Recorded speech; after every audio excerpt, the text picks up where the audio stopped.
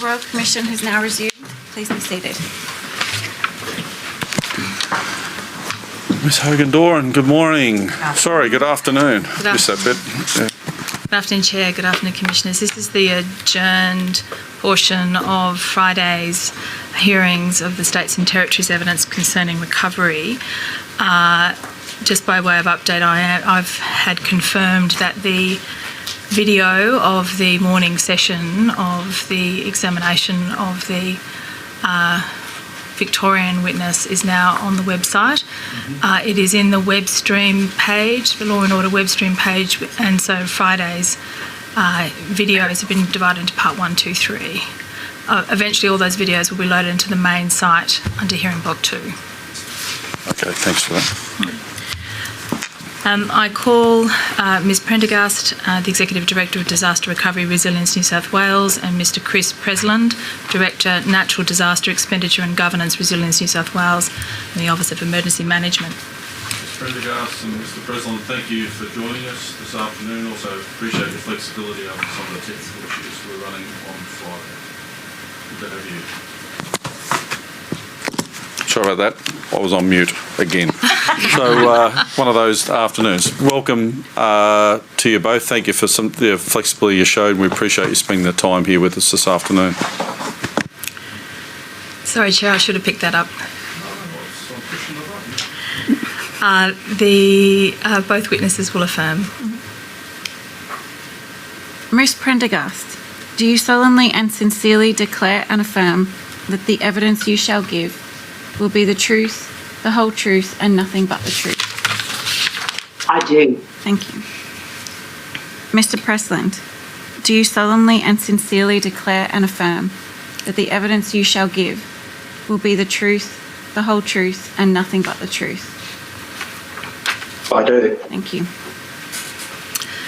Ms Prendergast, Mr Presland, you're both now with the organisation now known as Resilience New South Wales. Yes. Resilience New South Wales. I beg your pardon? It was formerly the Office of Emergency Management. Yes. So that's been rebadged and moved from within the Department of Communities and Justice. Is that right? That's correct. To the Department of Premier and Cabinet. All right. Under Shane Fitzsimmons, our Commissioner of Resilience New South Wales. All right. I don't have the document code, but just so I can confirm this, can we have the organisational chart, please, brought up? Department of Communities and Justice. This is as at 1 September 2019. This is the executive structure, but we can see Office of Emergency Management sitting under Housing, Disability and District Services and Emergency Management in the middle Correct. column, about 1, 2, 5 down. How big was the Office of Emergency Management in about September 2019? So it was approximately 60 full-time staff, comprising permanent staff and some additional grant-funded staff. All right. And how big is Resilience New South Wales now? It's probably approximately 150, comprising some 70 temporary staff who have been brought on to Surge to actually assist the community in recovery. I see. Thank you. That can be taken down. As I understand it, so what you've said is Resilience New South Wales now sits within the Department of Premier and Cabinet. That's right. Thank you. It said that recovery starts with response. When did the recovery function step up for the 2019-2020 bushfires in New South Wales? So the recovery operation started after the first fires up north in 2019, and recovery started rolling out across the north coast. November was particularly bad. Recovery stepped up during that period. And then what happened, of course, is we had the catastrophic Christmas period, particularly New Year's Eve and the 4th of January. And then recovery started at the same time as immediate relief. And we were involved in both activities. So on about the 8th of January, a State Recovery Coordinator was appointed, Assistant Commissioner Mick Willing, APM. That's correct. All right. And also was established a Disaster Recovery Office. Yes. Is that right? The disaster, Yes. the Disaster Recovery Office, was that just a rebadging of the Office of Emergency Management, or was that something else? No, the Disaster Recovery Office was really the surge staffing to conduct immediate relief, feeding into recovery, and also to fill in the gaps that we identified with additional resources we need. And what were the gaps that you identified? So effectively, we obviously embarked on immediate relief on the 6th of January, effectively, the Monday after that catastrophic Saturday. And the first task was to bring police in. So we surged with a police contingent under the amazing Assistant Commissioner Mick Willing, who came over as State Recovery Coordinator. I too joined the same day to support Mick Willing in recovery. And so we embarked on immediate relief activities. And those activities were really about working together with the ADF, and we co-located, formed a joint task force so that we could actually get the relief to the communities as quickly as possible. And where? The Disaster Recovery Office, then once the immediate relief was well in trail, we started identifying, because of the sheer scale of what occurred in New South Wales, what we actually needed. We needed operational staff, we needed some operational coordination, we needed some project management, some additional communication staff, and we needed a project management office so we could track the incredible array of activity that was undertaken. Where did you come from before stepping into that role in the Disaster Recovery Office and supporting the State Recovery Coordinator? I came from Transport for New South Wales, where I was Coordinator General. I was looking after the Transport Management Centre, security and emergency arrangements for transport, and also Sydney Coordination Office. In fact, right up until the Sunday, I was doing all of the mainstream media about road closures and disseminating information through media. I obviously ran live traffic, etc., to communicate. It was a very dynamic environment with road closures changing by the minute, and we were just trying to get the message out, myself via mainstream media and my team via live traffic. You also referred to a New South Wales Government Recovery Task Force being established, which, as I understand it, had key people in government agencies at a high level. When was that established? In the first week. So when Assistant Commissioner Mick Willing came, the first thing we did is seconded police so that we could work with the ADF to get that immediate relief into the community. Then we formed a government coordination task force in that first week, commencing the 6th of January, where we brought together all of the key agencies, and we met at 11 o'clock every single day. We still meet to this day, and we cover both bushfire and COVID. So I'm just making a note of all of this because it's not really detailed in the response. Who participates in the New South Wales Government Recovery Task Force or the Coordination Task Force? Sure. So it was chaired by Mick Willing. It's now chaired by myself. Who participates? We do it by our sub-themes. So we have a State Recovery Committee. We have regional recovery committees. And beneath both of those, we have groups that focus on an infrastructure, environment and waste, health and wellbeing, business, industry and tourism. But who was members of the Government Coordination Task Force were, of course, Treasury, because funding was crucial. We had New South Wales Health, communities providing the housing functionality. We also had the EPA, we had environment, we had Regional New South Wales, crucial as they're our, the key governance on the ground in regions. We also had Service New South Wales and the Office of Local Government, and we continue to meet to this day. All right. We have shown NSW 001-001-0051. This is an org chart, organisational chart for the State Recovery Committee as at 25 May. I want to ask you a couple of questions about that. Now, you've just given me an answer in relation to the New South Wales Government Recovery Task Force, or the Coordinating Task Force, and a number of different agencies, and you also referred to a regional structure. Now, this structure is talking about a committee, not about task force, so I'm just trying to understand how those sit together, if you could assist. So the governing arrangements for New South Wales for both emergency management and recovery are governed by the State Emergency and Rescue Management Act 1989. That enshrines an emergency plan that we prepare, which has a number of sub-plans. One of those sub-plans is the New South Wales Recovery Plan.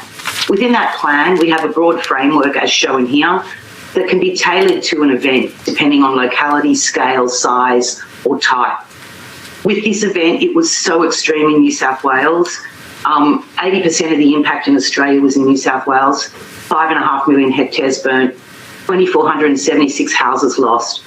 So we needed to tweak it a little bit. Therefore, we brought in a state recovery coordinator. We formed a government coordination task force who was all about driving those state programs. We also broke away infrastructure from waste and environment because the infrastructure damage was so extreme. And we also formed a funding group. So under the State Recovery Committee, we had those 6 thematic committees. And under the Regional Recovery Committee, we also had those subcommittees. There's also local recovery committees. They are really the responsibility of council. And you've already heard a fantastic example through evidence from Shoalhaven about how a local recovery committee is really led by council, we will support them. And the most important thing about our M plan is that it devolves the local level to the most feasible local level is where responsibility is devolved, because recovery is community led. It must be led by council. It must be tailored to the community it is serving, and the community is actually directing that recovery. We as state are here to support council. So, Ms Prendergast, I'll have the commissioners taken to CJN 002-001 0603, which is the New South Wales Recovery Plan of November 2016. If we can go over to, I'll just take the commissioners to a certain part of it. We could just go to section 3, roles and responsibilities in recovery. I'll have a couple of parts of this I want to take you to, Ms Prendergast. And Mr President, if you're appropriate to step in or contribute, please do. 0617.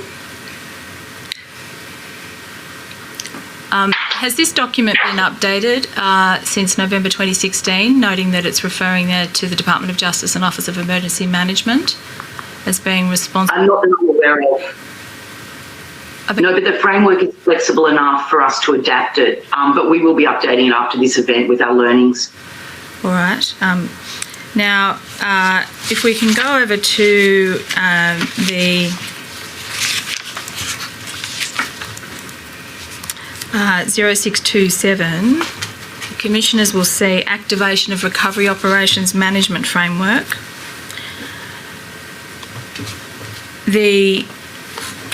Which contemplates interstate or Commonwealth assistance being required or as likely in a high severity event, and then in the catastrophic event as affirmative, that is yes. When we got traced through this has a low severity event, over to the next page, a medium severity event, and then if we just keep tracking through, a high severity event, and then finally a catastrophic severity event. And we can see that should an event reach catastrophic severity, the state government will implement enhanced recovery arrangements beyond this framework. Am I right in understanding, Ms Prendergast, that the description you gave earlier about having an enhanced framework of having these additional arrangements whereby there is this government recovery task force and a much more elaborate recovery arrangements because it falls within this catastrophic severity event? Absolutely, it was. I mean, in New South Wales, we had 50 local government areas affected. So it was quite an extreme event and also geographically very widespread. What steps were taken in anticipation of the 2019-2020 bushfire season to ready the recovery processes in New South Wales? So it obviously commenced in the northern region, and we were the team were very well, involved in that recovery operation. Obviously, as we got into December and the South Coast and also the central around the Greater Sydney area fires started, becoming quite severe, that is when we started contemplating that we needed something more significant. I might just hand to Chris to give a little bit more detail. So, Chris, if you just before you do that, Chris, could you just give? Sorry, Mr. President, if you could just give, by way of introduction, some explanation to the commissioners as to what your present role is and background. Yeah. Okay. So my current role is I lead a team, the Natural Disaster and Expenditure Governance team within Resilience New South Wales. That team's responsible for the disaster funding arrangements as it relates to both recovery as well as resilience and disaster preparedness work. I also head up the Bushfire Recovery Program Management Office and also implementing some pilot projects with 3 regions to improve disaster preparedness. Prior to that, I worked with the Office of Local Government and Catchment Management Authorities. I see. And you were going to provide some additional context to what Ms. Prendergast was addressing? Yeah.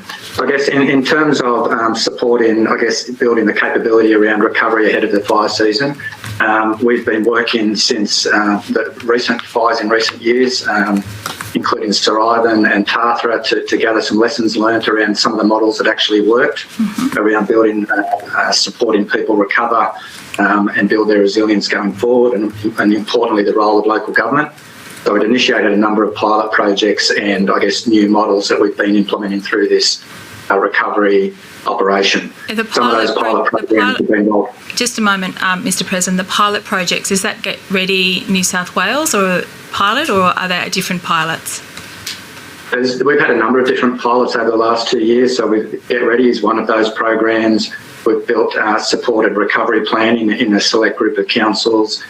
We've supported emergency management risk assessment to improve emergency management plans with pilot councils. But the most recent pilot has been with 3 joint organisations of councils, where rather than taking an approach that works with one or a small group of councils, working with a region of councils, identifying their current capability and building their needs around that. So that was done before the 2019-2020 bushfire season, is that what you're saying?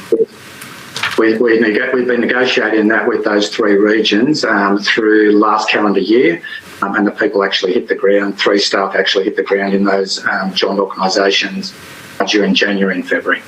I see.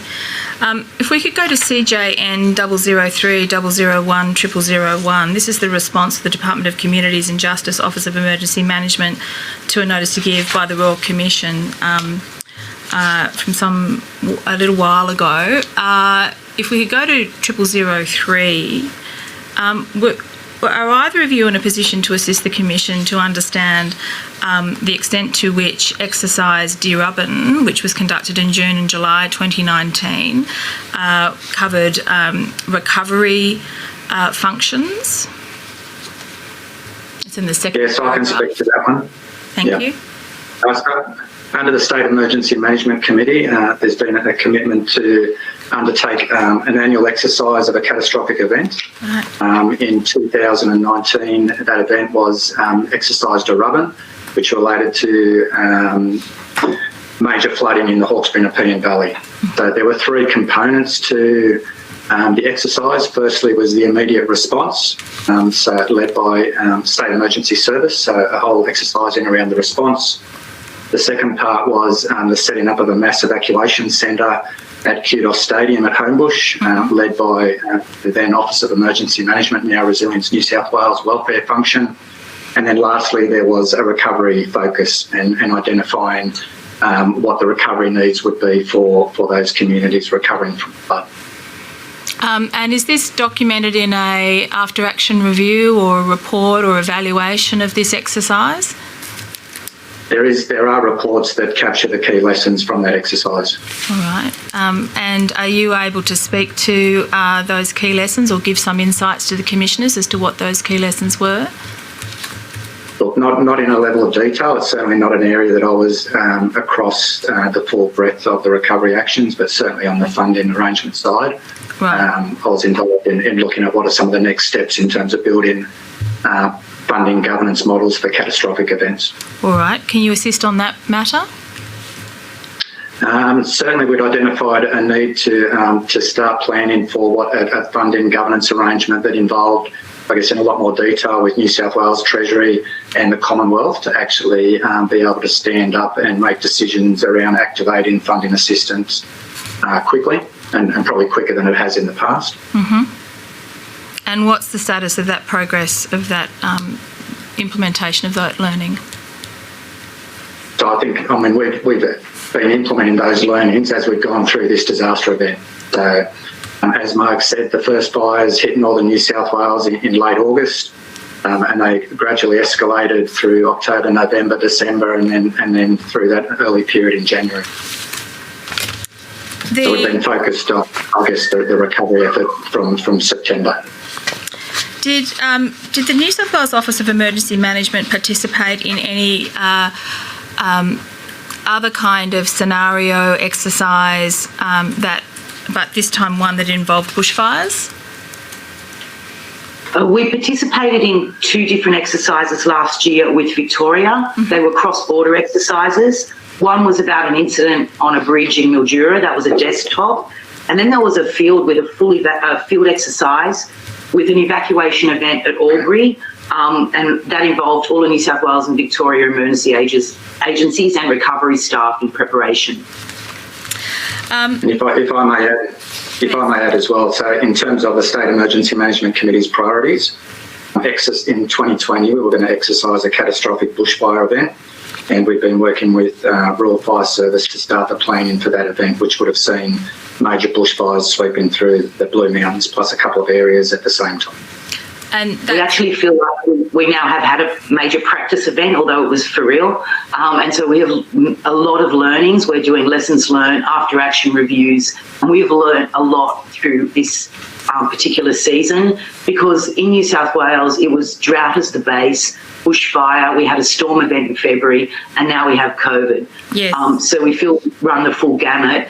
And the experience that we've gained will really inform going forward. I have a number of questions about that, and I'll come to that in due course, Ms Prendergast. So I can just focus on this question about what exercises were undertaken prior to the 2019-2020 bushfire season. Are either of you participants in the Community Outcomes and Recovery Subcommittee of the Australian-New Zealand Emergency Management Committee? We personally aren't, but the Office of Emergency Management is. Traditionally, yeah, they were members of CAUSE and of the Social Recovery Reference Group also. Noting that OEM no longer exists and is now badged as Resilience New South Wales, is Resilience New South Wales the member of that CAUSE subcommittee now? Yes, correct. All right. Are you aware that that CAUSE, that is the Community Outcomes and Recovery Subcommittee, undertook a recovery planning for catastrophic crisis events project and workshop process in 2019? I'm sorry, I'm not personally aware of that. Right. We can provide more detail, but... Yeah, I was aware that it did go forward. Yeah, I didn't participate in it myself. Another director in Resilience did. Just one moment. The information available presently to the Royal Commission is that the only agency from New South Wales that participated was New South Wales Health, but you've indicated that someone from Resilience New South Wales participated in that. Is that right? Or what was the OEM? I'd need to take advice on it, but I understand there was an exercise that did happen. Right. I did think that one of the colleagues did participate in that. Right. Whether we're participant or observer, yeah. Okay. We may have been observers. All right. When exercises such as the one that you described, which is Exercise Darubbin, and then this particular workshop on recovery planning for catastrophic crisis events, which was held on the 18th and 19th of September 2019, when someone from Resilience New South Wales either participates or observes in such an event, how is that? How are the insights and observations and recommendations from such an event fed back into what was then the OEM and is now Resilience New South Wales? So Resilience New South Wales has an entire section focused on capability development, maturity assessments, and also practices as well as lessons learned. So that sort of content from an exercise and those learnings would feed back in and be promulgated through the executive, and obviously inform future practices if changes are required.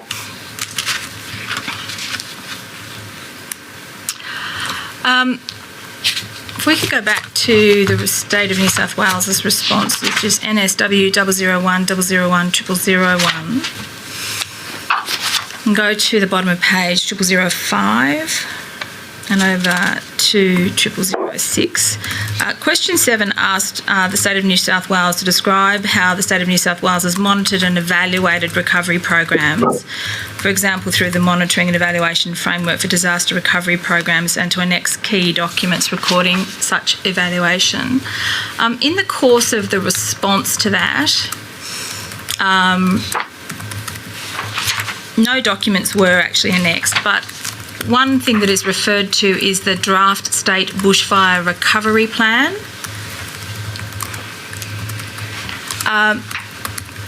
Is that draft available and able to be provided to the Commission?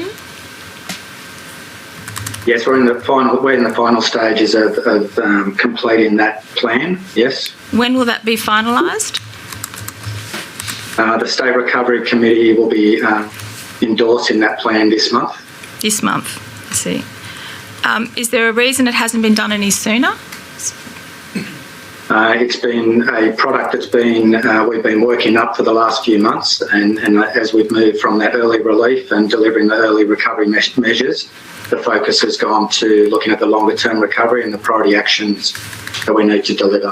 And whilst the Government Coordination Task Force has driven a lot of the state programs, we've had very active regional recovery committees, and they have strong representation from all different agencies, including we have a General Manager of Council's working group and an elected officials group under each of the 4 regional recovery committees we've had running.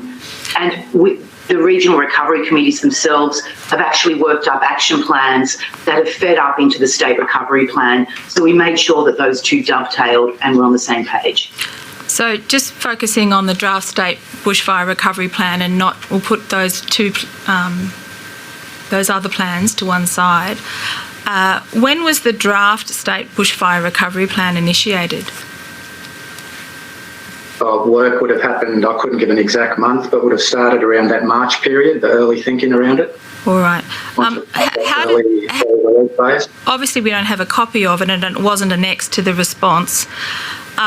What does it canvass? What is its scope and what is its purpose? It's consistent with the national frameworks around recovery in terms of identifying the priority actions, strategies needed to support social recovery, economic recovery, environment recovery and infrastructure recovery, as well as some of the leadership and enabling strategies to build that capability going forward.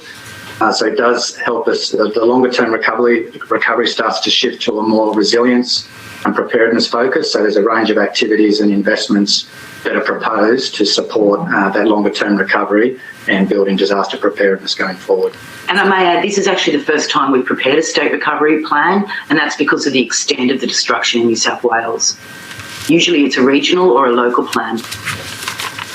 And at the same time, we've been working with the National Bushfire Recovery Agency, who are drafting their national recovery plan to ensure alignment and consistency, and particularly as it relates to monitoring and evaluation. Ms Prendergast, I'm just going to have to understand your answer a little bit better. I showed the Commissioners earlier the New South Wales Recovery Plan. You say there wasn't a New South Wales State Recovery Plan. Do you mean one that's specifically for bushfires? Specific for an event is what I'll clarify. I can understand how that could have been confusing. We have the New South Wales Recovery Plan, which is the framework about how we undertake recovery. The recovery plan we've done is for this event.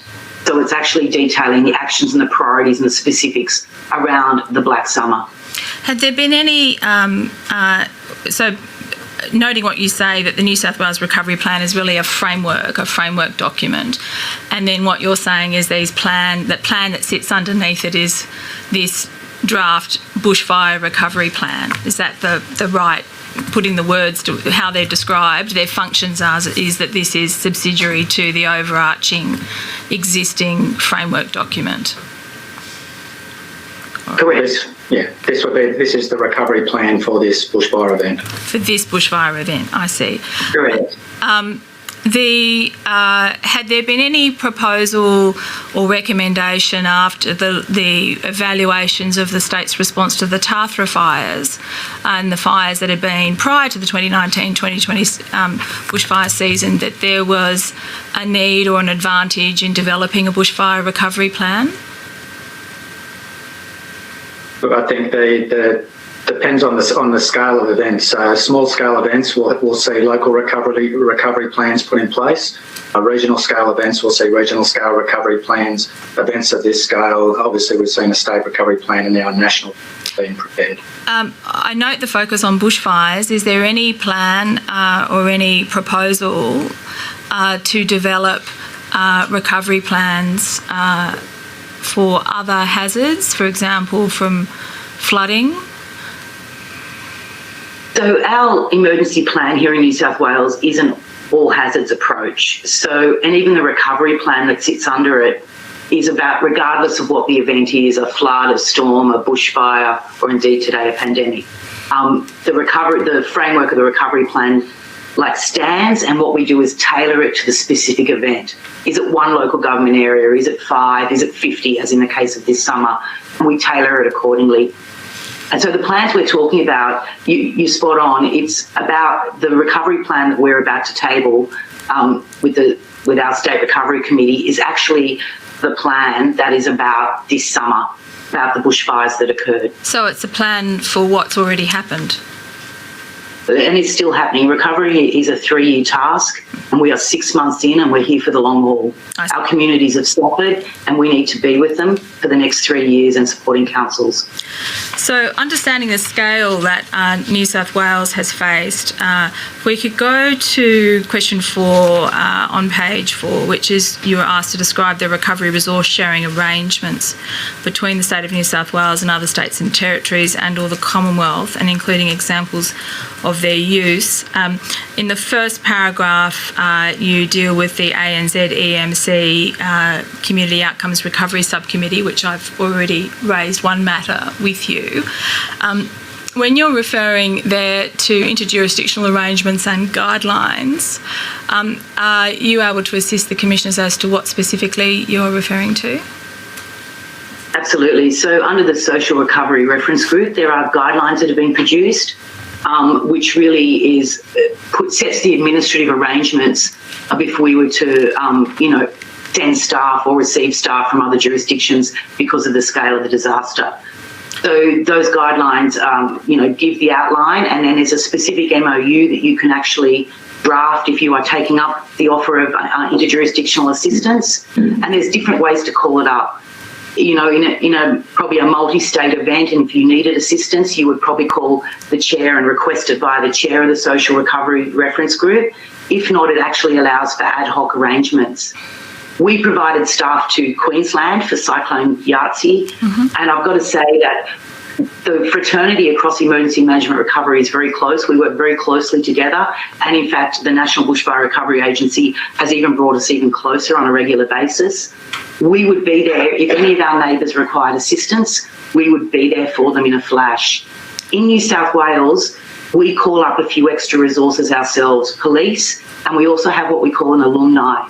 Our alumni are retired family and community service workers who we can bring in post-disaster to help us in evacuation centres, processing disaster relief grants and providing that welfare. What's different in New South Wales is that the welfare function sits within Resilience New South Wales, and we do so in partnership with our communities and justice districts who help us provide those services. So we will draw on our communities and justice staff, our alumni who are retired. We call in police for immediate relief, but we stand ready to help any state who needs help. All right, and we know that's the person. What I'm going to do is redirect your attention to this question, which was about sharing arrangements between New South Wales and other states.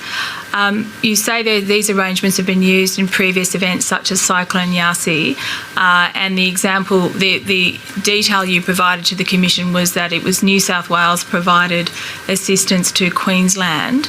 Appreciating that you weren't within Office of Emergency Management at that time, but were in Transport for New South Wales, is that right? That's correct. Are you nonetheless, or Mr President, able to assist to understand whether that was done pursuant to the MOU arrangements under the SRRG interjurisdictional arrangements and guidelines? We're not 100% whether it was done under the guidelines in terms of an MOU or it was an ad hoc arrangement where Queensland requested. All right. What about the example that is given, which is what about the example that is given subsequently, which it says in the recent New South Wales bushfires, staff from the Queensland Reconstruction Authority assisted New South Wales. Was that pursuant to the SRRG arrangements? I can speak to that one. That was based on the existing relationships between, I guess, my colleagues in Queensland, being able to call on them to provide some guidance and advice around some of the early stages of starting to design some of the funding arrangements and the different measures that we might roll out. I see. So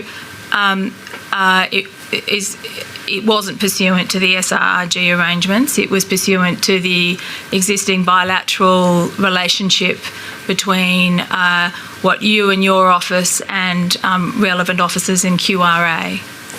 Correct. All right. Just focusing on that, what process took place to initiate that? It would have been conversations initiated during the height of as professional colleagues, we reach across when events occur in other states, provide offers for assistance where that's required. And what gap did QRA fill? You gave some example about processes and funding. It's particularly around some background advice in terms of they dealing with Emergency Management Australia during the monsoon trough, how some of the packages of support were negotiated, I guess understanding where the opportunities are to, I guess, fast track some of those conversations. When did this activity take place and how long did it continue for? Our first conversations were late last year, so prior to Christmas, and then subsequent to January, probably early in January, had two QRA officers present out at Homebush RFS for a couple of days. All right, so 2 QRA officers actually travelled down to New South Wales and assisted in person. Correct. All right. Council, a bit of clarification. We did use the MOU arrangements when we provided staff for Cyclone Yasi in 2011. Oh, you did? Okay, thank you. Yes. I suspect, Commissioners, you'd be assisted by a copy of that MOU? Yeah, just to have a look at what goes into the MOU, that would be good.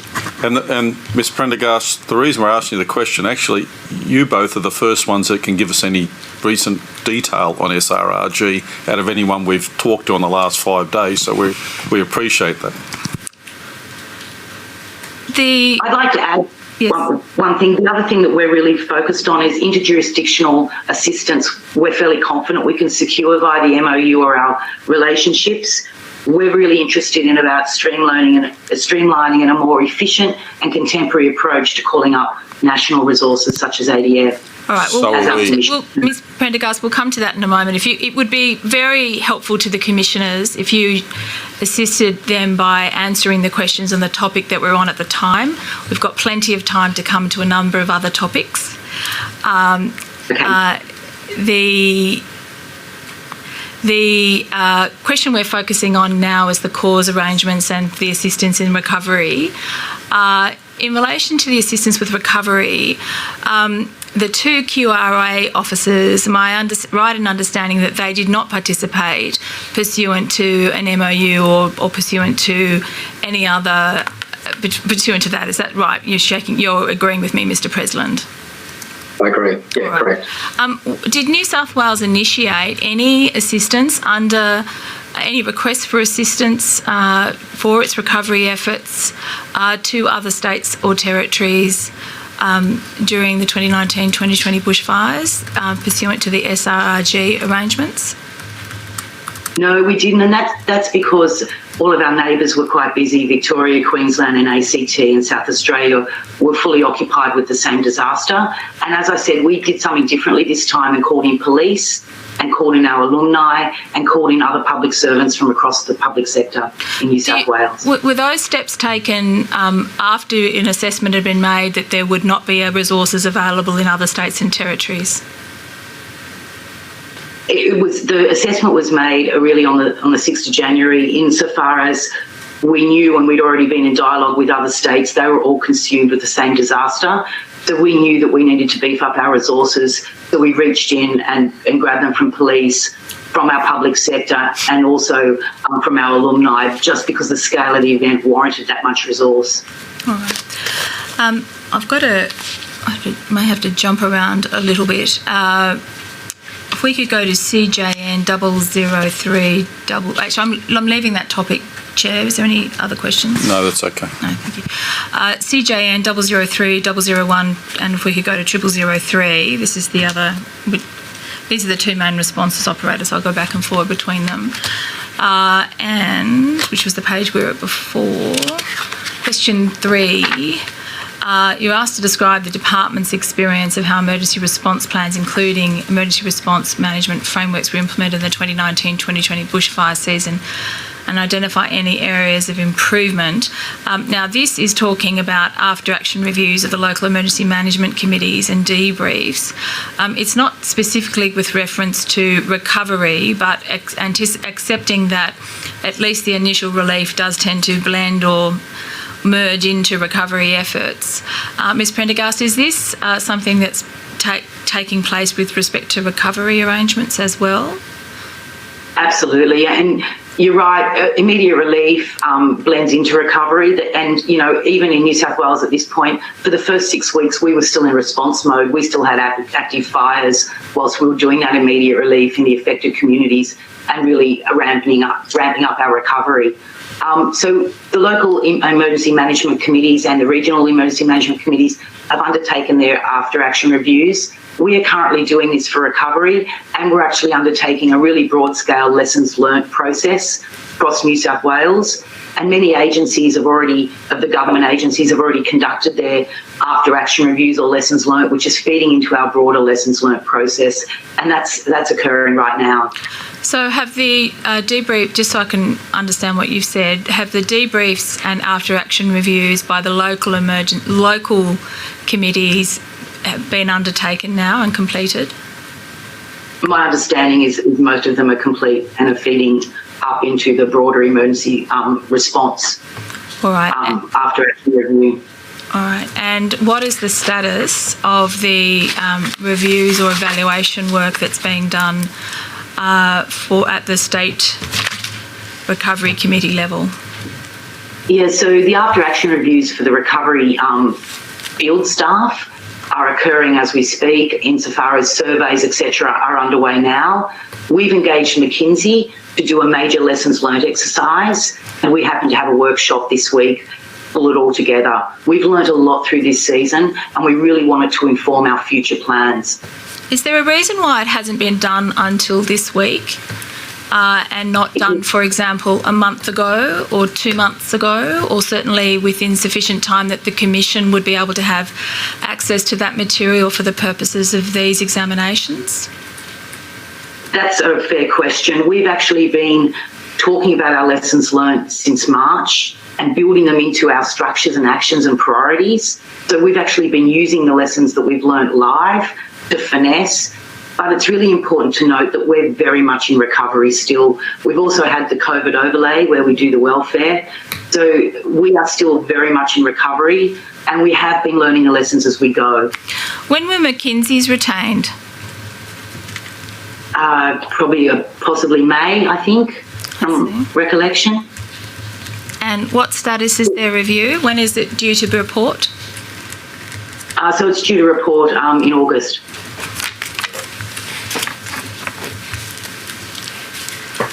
In the process for us, the first thing we actually did as a coordinated government, a whole of government, was look at risks.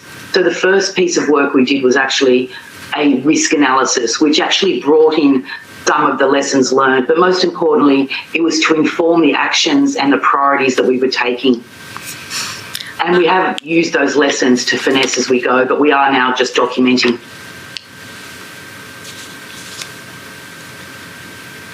And it's become more important for us because with the formation of Resilience New South Wales, which has probably come as one of the key lessons, our Premier realised that we needed greater strength, greater attention to preparedness, to prevention, and indeed to response and recovery.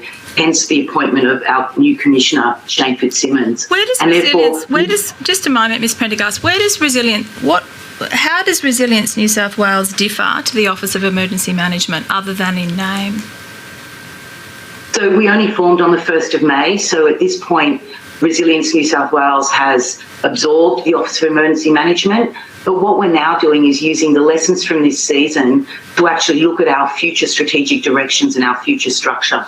So how does it differ? I'll just repeat that question. How does the Resilience New South Wales differ to the Office of Emergency Management other than in name? In terms of the machinery of government changes, rather than being a part of a bigger cluster being Department of Communities of Justice, and you saw an executive director position reporting to a deputy secretary, reporting to a secretary. Resilience New South Wales is now a separate executive agency within the New South Wales government with a similar status to the Audit Office, the New South Wales Audit Office, and with a new commissioner who sits within the DPC cluster but has a mandate in supporting both the Premier, the Deputy Premier and the Minister for Police and Emergency.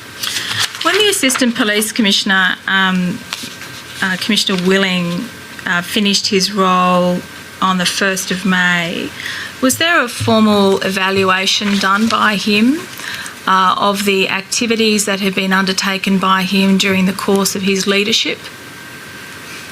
Yes, we had documented the recovery activities, and most importantly, he did a complete handover to Commissioner Fitzsimmons prior to May 1st. Is that document available to be provided to the Commission? There isn't a document per se because Mr. Willing has actually informed the lessons learnt process and been fully involved in what we are currently documenting as we speak. But most importantly, he did that in crucial handover to Mr. Fitzsimmons. I'm not sure that it was in writing. All right, well, we can take that up with Commissioner Fitzsimmons when we see him. What lessons have been learned? And if sure. If you could direct I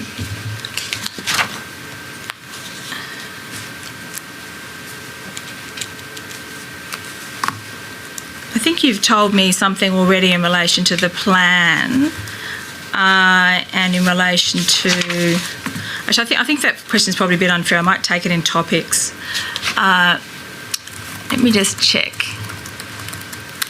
Since we're still looking at evaluation issues, could we go to... I want to take you to two things. I'll go back to that Get Ready New South Wales pilot program. CJN 003 001 0012.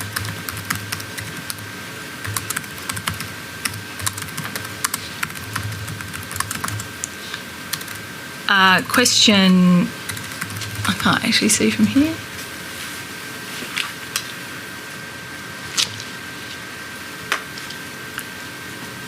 Here it is at the bottom of the page. There we go. Get Ready New South Wales pilot program. Mr. President, you might be able to assist us with this.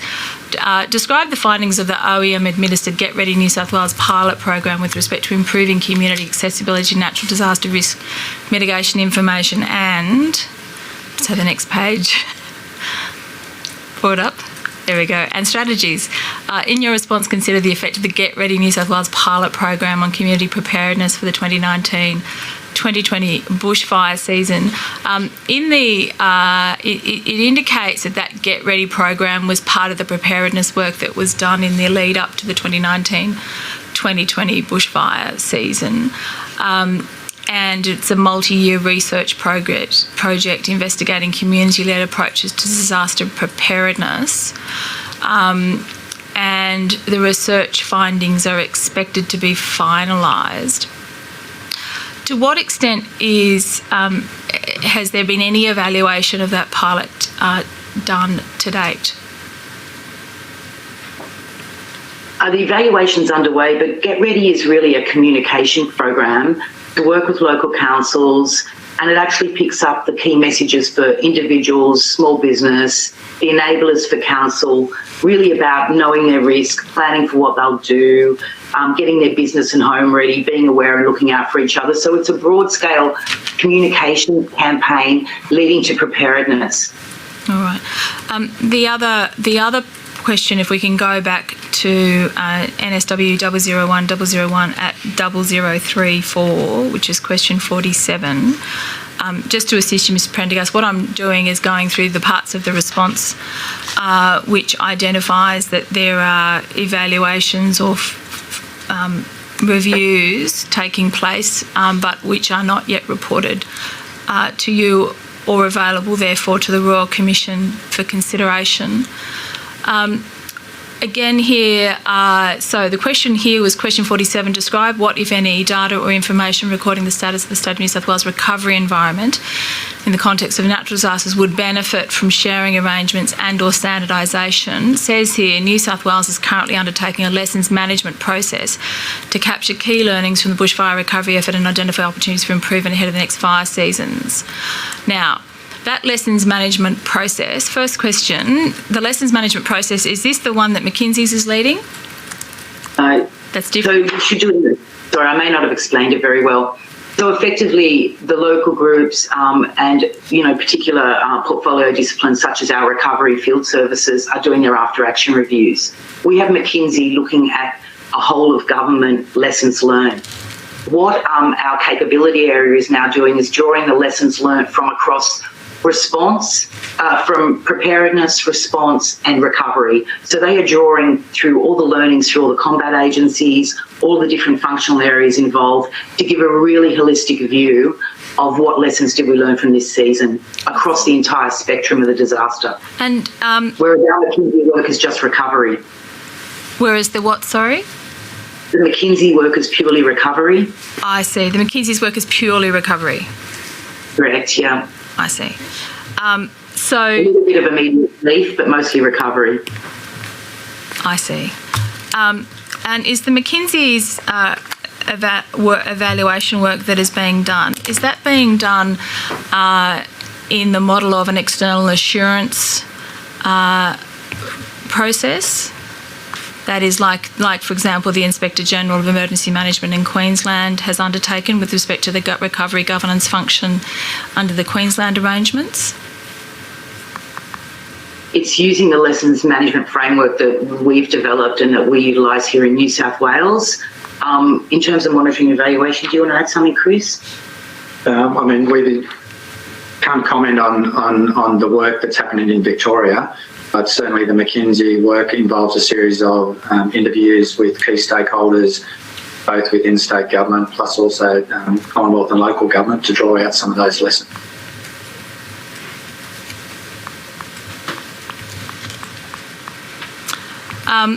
So I think from what you've told me is that this lessons management process, this answer here on question 47 is separate to the McKinsey's work.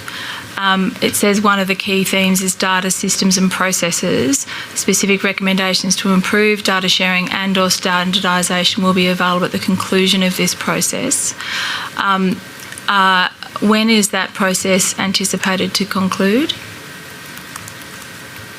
This is August. So we're waiting. That's McKinsey. McKinsey's work will conclude in August. I'm not sure on the timeframes for concluding the broader lessons management piece. The other part to the monitoring evaluation piece for the recovery effort is incorporating the longer term M&E framework and setting those key outcome measures that we're going to measure over time consistent with the national framework. That's a piece of work we're currently working up with the National Bushfire Recovery Agency, and that is where we'll certainly be having, I guess, a very much an independent evaluation of the broad recovery effort over time.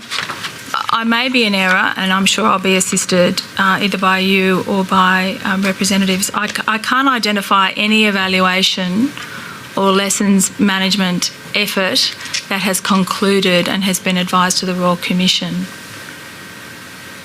in the space of recovery. So today the response teams have done their after action reviews. We are currently doing the after action review from the Recovery Field Services. We have the McKinsey work going on. All that will draw together across all combat agencies and be brought into a lessons management framework across emergency management. Potentially the timing is August, September. The most important thing for us is that as we have learnt lessons, we have brought them back in a living cycle back into the process and made changes and changed our priorities, changed how we deliver things in line with those lessons. So can I just ask a question, Ms. Prendergast? So you're talking about a living document, living process. You've learnt these lessons, and you're already folding them back into the process as you're going. So to go on from Ms. Hogan-Doran, why can't you provide us some of that information? Why do you now have to wait till the report's finished to provide that? I think that's where we're going around in circles. If it's a living process and you've already done some of that, why can't that be provided to us? So the key lessons were about what resources and how we structured in the immediate relief and the early recovery phase, and we're happy to share that right now. But I suppose we just don't have a documented table. I'm happy to talk you through it as we speak. We can outline some of the lessons we've learned, what we've done and what we're thinking about for the future. Okay, I'll hand back to Ms. Hogan-Doran, but in these questions we didn't ask for documents, we asked for the lessons and the observations and the like, so we didn't need to wait for a document to have that provided to us. But I'll hand it back to Ms. Hogan-Doran to continue the questioning. You talked about modifying the delivery approach as something that has been learnt in the course of the recovery effort. How has Resilience New South Wales and its predecessors modified its delivery approach due to COVID-19? Oh, for sure. So we obviously had a very strong field staff in the field, come March, early April. We did have to withdraw some staff from the field at the height of the COVID restrictions. What we did is move that to digital, and we invested in different digital tools to get the message out. We also appreciated that not everyone uses digital, therefore we looked at all different avenues of communication. We still liaised very closely with councils. We still provided face-to-face to those who really needed it. The Rural Resilience team and our mental health clinicians from New South Wales Health were still in the field. We obviously had to pull back some of that resourcing. And obviously what it impacted was that some of the community meetings, some of those interactions with community that were taking place had to pull back. But we're now back out there and ramping that up, albeit we do have a little hiccup at the south of down the south coast insofar as we're very conscious of potential COVID issues in that area. Given that the state border with Victoria closed last week and the resurgence of COVID-19 infections in Victoria, have you devised a plan to deal with the potential impact this has for the recovery on the south coast? Yeah, so I would start. The first thing we actually adjusted was our evacuation plans, because obviously the way that we evacuate into centres and how our practices are had to change given social distancing requirements and a consciousness of COVID hotspots. So we've actually just issued a new evacuation guideline so that if there was a flood tomorrow, how would we do it differently in a COVID landscape? We're also very conscious of what's happening on the South Coast, obviously.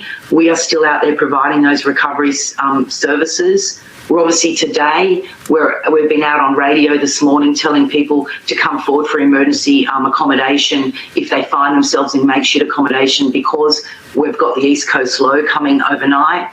So we are still out there and we're just adjusting in line with measures. The biggest thing for us is for small businesses. They were already suffering from a result of bushfire, both direct and mostly indirect impact. They now have the COVID restrictions. And so what we're ramping up is some of our small business initiatives and also some trauma support for those mental health businesses, additional financial counselling and just additional engagement so that we can look after them during this period where they have lost Christmas, January period. They hoped to get Easter back, then COVID impacted Easter. They got a June long weekend and now they're in the same boat. So it's really about supporting those businesses who are really, really doing it tough. So on page 19, NSW 001 001 0019, and answer to question 26, this question concerning support to small business. Yes. You raise there a problem with the definition, you raise there as an ongoing challenge defining a business as affected by bushfires, noting that many small businesses were considered ineligible support due to not being considered directly affected. You say that agreement on definitions of impacts earlier in the recovery process will improve targeting and timeliness of small business grant processes. Has there been any change on the any formal change on that issue? And then I'll take you to the issue in relation to primary producers as a separate question. Absolutely. So we've obviously worked really, really collaboratively and really closely with the Commonwealth on our funding arrangements, and it's been very, very agile in terms of that. When it first started, there was a $50,000 grant available for small businesses who were directly impacted by bushfire. However, there were very few that were directly affected, insofar as about 8% of our businesses were directly impacted with bushfire damage. However, 88% of our businesses were impacted by the bushfire event, and that is tourist leave zones, telling tourists to leave, closing roads, actually no access in and out of towns, ghost towns obviously after the event.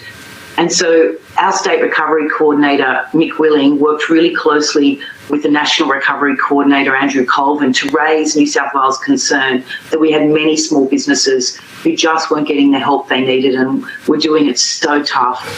And basically, the Commonwealth listened and they created the $10,000 grant for indirectly impacted businesses, and we've now paid out more than $190 million to those businesses because they needed help desperately. So is the answer to my question that agreement change has occurred? Sorry, that definitional issue has been addressed? Well, there's the two programs running, so $50,000 for directly affected small business, so that's where fire has impacted the actual premises of the business. And then we have a second grant program, which is the $10,000 small business grant, and that's for indirectly affected small businesses that had impacts in terms of loss of income and revenue. Now, programs, I'm sorry, I cut you off. Could you repeat that? Yeah, so both programs are running. There's a program for the directly impacted small businesses as well as indirectly impacted. Mr. President, Commissioner Bennett has... Yes, I had noted that as well, that issue of the definition of directly affected. I understand you say that for the purposes of this particular recovery, there's been an agreement put in place and programs put in place to afford recovery payments to businesses. But what I read that as saying is that this is a problem. This is a problem that should be addressed for the future, not just with regard to this recovery program, to the future. I think I understood the question Ms Hogan-Doran was asking, and certainly one that I'm interested in, was what is being done to fix up the definition itself so that everyone has certainty in the future. So, Commissioner, and as Commissioners would be aware, the COAG has initiated reviews of the disaster recovery funding arrangement that have been led by Emergency Management Australia. One of those is looking at what are some of the off-the-shelf support packages that can be made available and prepared ahead of the next season. So certainly in the context of what those off-the-shelf packages will look like going forward, consideration will be given to the 10,000K small business grant for indirectly affected small businesses. And we note that COVID had a similar grant. that they put forward. The Commonwealth put this out for COVID as well in recognition that this is so crucial. So does that mean that there is going to be an arrangement in place where there is no such definition as being the criterion for being able to get these, being eligible for these programs? I mean, this is a definitional issue. Is that definitional issue going to be fixed? Not just to try and fix it for the next round of payments, but just actually so that for the future, the concept of directly affected will be fixed up, not just for bushfires, not just for this one, but, and you say COVID as well, that this is going to be something that is going to be fixed as part of this consultation? We hope so, but we do imagine there'll still be two tiers. Obviously, those who've been directly affected and had their premises burnt require, a level of assistance. But given the extraordinary impact on these businesses, from the tourist leave zones, from the impact of the fires themselves, we recognise the indirectly affected, and we're hoping that going forward they will sort out the definition and that the two-tiered pack will become a feature of our pick list from the Commonwealth that we can use in future disasters. Thank you. Mr. Presland, just in the last paragraph under the answer to question 26, definitions of business types have also presented challenges, particularly for primary producers.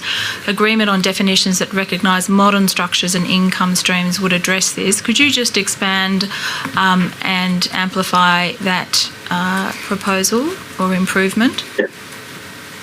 So similar to the small business grant definitions, a number of considerations have been made around primary producer grants and loss of income, including consideration of the drought and how the drought has impacted on income. So primary departments of primary industry at both state and national level have worked through refining some of those guidelines.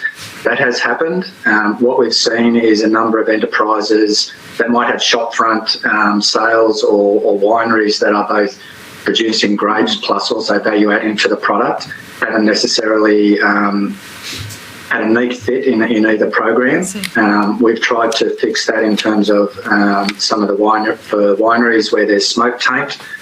New South Wales has put out a program, and currently the Australian government has subsequently initiated a similar program that will work to roll out to support those the viticulture enterprises that have been impacted by smoke taint that will result in them having much reduced revenue.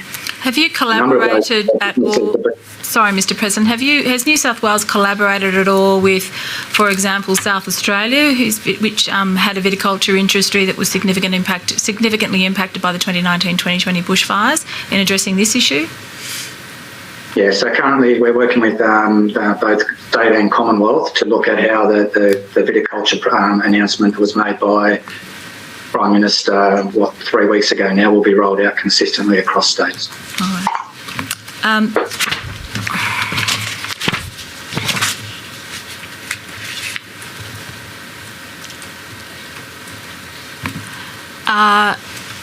If we could, just while we're on primary producers, could we go back to page 10, the fourth and fifth paragraphs?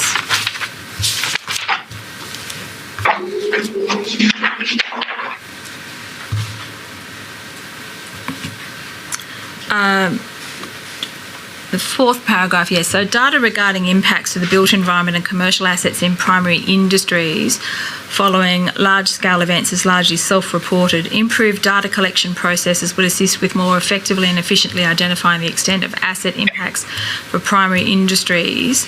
And you say Resilience New South Wales has recently developed an online reporting platform to allow agencies to update information in real time, allowing it to be a single source of information for recovery agencies. Just in relation to that, is the online reporting platform particularly directed to primary industry, or is it broader than that? And what if it's more agencies, what are those agencies that have access to this platform? Yeah, so the online reporting platform is part of our program management office. Is bringing together all the various initially impacts and then recovery effort into a single source of truth. We then make that information available through a range of agencies, including the National Bushfire Recovery Agency. Can I just go to... there were a number of files that were provided, which were sort of spreadsheets. work out which is the easiest one to take the commissioners to. We go to NSW 001-001-0048, which is tab 4 behind your bundles, commissioners.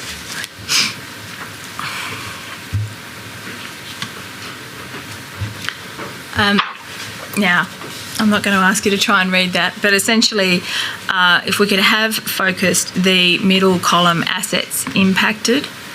Now, this is a summary of impacted New South Wales assets. Mr. President, we can see here, but this is more, as I understand it, New South Wales, the state of New South Wales's assets, as opposed to the industries that these assets support. Is that right, Mr. President? Yes, that's correct. All right. Now, if we can go down to transmission lines and 4,300 power poles need replacement across the network, so we can see the very significant impact on public infrastructure across the state from this document. If one goes across to what essentially is done in this document, and I have to change my glasses, just excuse me. It identifies the status of the current services impact, whether there's been a preliminary cost assessment, the insurance claim status, information on the regions most impacted, and the recovery rebuild timeframe and the progress of the impact assessment. We heard some evidence, Commissioners, you may recall, when we had the infrastructure witnesses as to the insurance or non-insurance of certain assets, and we can see here that assets not insured, that's the transmission lines and the power poles. So from that we understand, is this right, Mr. President, that New South Wales effectively self-insures those assets, or is there some other arrangement? Look, we do have self-insurance arrangements in place. I won't go through the full list of assets that are under that self-insurance arrangement. No. And in relation to the impact assessment, we can see down the side the information tracking that, and that a number of them, this is in the final column, that a lot of them are, 4 of them are identified as being to be advised. Is there any limitation in the impact assessment process or barriers in the impact assessment process that means that we need to await advice on obtaining insights into the progress of that impact assessment? Yeah, I think certainly the scale of the impact and the time to get out on the ground and actually make those assessments. If I can use one example, the local government bridges destroyed and damaged. Yes. So that figure has been in the last month since we've tabled this adjusted based on those assessments that many of the damaged bridges have now been considered destroyed and will be fully replaced rather than be repaired. So it's just doing that specific engineering assessment site by site. I'm just trying to identify where it said the bridges in the list. That's the very last row. Oh, yes, there it is. 24 local government bridges damaged, 39 local government bridges destroyed. So that figure's been updated now to being a larger number that's destroyed. Is that right? Or is it, are you saying all of them? Low 60s in terms of timber bridges destroyed, and a lesser amount listed as damaged. All right. And what steps are being taken when those, for example, timber bridges are replaced? Is New South Wales accessing developing a plan to build those bridges back in a more resilient state? Yeah. We have Transport for New South Wales staff working with councils to repair those essential public assets under Category B of the disaster recovery funding arrangements. Each of those timber bridges that were destroyed have been replaced with concrete and steel, modern engineering standards as part of those arrangements. There is an element within Category B to be able to build those bridges back to a more resilient state. And this summary of impacted New South Wales assets, this one here, is said to be last updated at 5 June 2020. Is this a publicly available document? I'm not sure if we've made it available publicly. I'm not sure. Certainly elements of the document would be made available publicly. I can see a very small notation which suggests to me it's not publicly available. But is it a document that is generated or on a routine basis, or was this prepared solely for as a support document to the response? Infrastructure New South Wales actually embarked on the entire asset assessment and built an asset register so that we could actually record the significant amount of assets. They do update this regularly in line with those inspections and the changes as we move into like detailed design with an asset about the rebuild, and it's ascertained, is it damaged, is it destroyed. It is quite live as those assessments are taking place, linked to actually planning for the rebuild. All right. Thank you for that assistance. Sorry, I'm jumping around a bit, Chair. Could we look at the question of debris cleanup and the asbestos? Question 17 on page 13, the bottom of the page. Oh, sorry, this is back on New South Wales 001 001. Yes. Question. Page 13, the question starts, it's question 20. So it was, you were asked to provide an overview of the process implemented in the state of New South Wales following the 2019 bushfires to identify where damaged or destroyed homes and buildings contained asbestos, and then to monitor the air quality and remove the asbestos. Is that for me? All right. Now, at the bottom of the page, it's noted that the bushfires far exceeded the funding available through the normal arrangements, which was the New South Wales Asbestos Emergency Plan. At the very last sentence, it says the aim was to achieve majority completion by June 30, and this has largely been achieved. What does largely mean achieved mean? Is that 60, 70, 80, 90%? You might have seen the evidence of Victoria that was able to identify the number of homes containing asbestos and the precise percentage of what had been done at specific dates. Does New South Wales have that information? Yeah, we sure do. The clean-up's gone extraordinarily well given the scale of what we had to do. We had 2,476 homes destroyed, 284 facilities, and over 5,500 outbuildings. We have gone through a registration process for those for the coordinated cleanup with Laing O'Rourke, and effectively we have about 3,600 eligible properties. As at Saturday, we had cleared 3,234 properties. So we are on schedule to complete in the next few weeks. In saying so, as we get to the back end of this program, we get complexities such as infrastructure damage, causeways destroyed, bridges destroyed, really difficult road damage that actually prevents our trucks getting in. So at the end of the program, we're actually doing some infrastructure fixes just to enable the cleanup to proceed.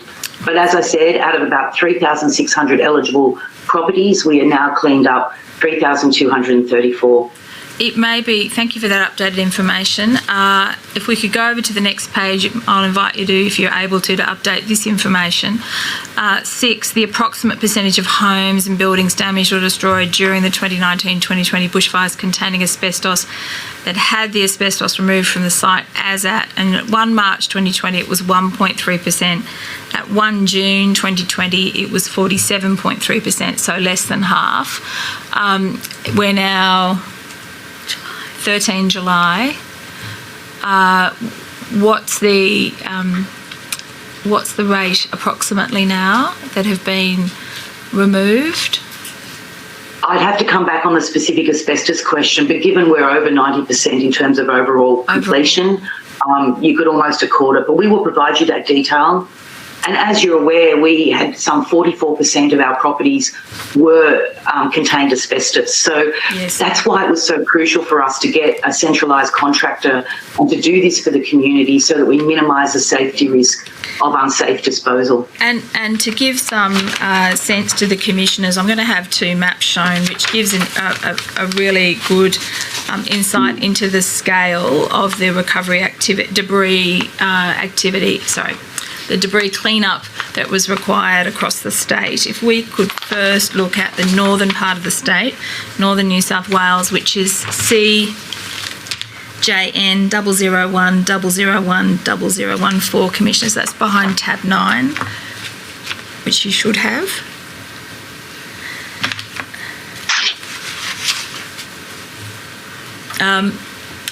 For some reason, commissioners, on this version, you don't have the burn scar, which I have got on mine. And we can see the number of houses destroyed in each local government area that's been specified, and facilities and outbuildings. So those are all privately owned structures, it's not specifying the New South Wales public assets, which were the ones that I took Mr. President. That's right. All right, and that goes down to, yes, there we go. We've got a different version. So we can see the northern New South Wales region, and then if we might just scroll down, if that is possible, operator, to see the significant numbers in the Clarence Valley, the Glen Innes, Severn, and scrolling down through the different areas. And so this is all north of Sydney. Now, if we can then show the other document, which is the southern New South Wales LGA overview, CJN 001 001 0015.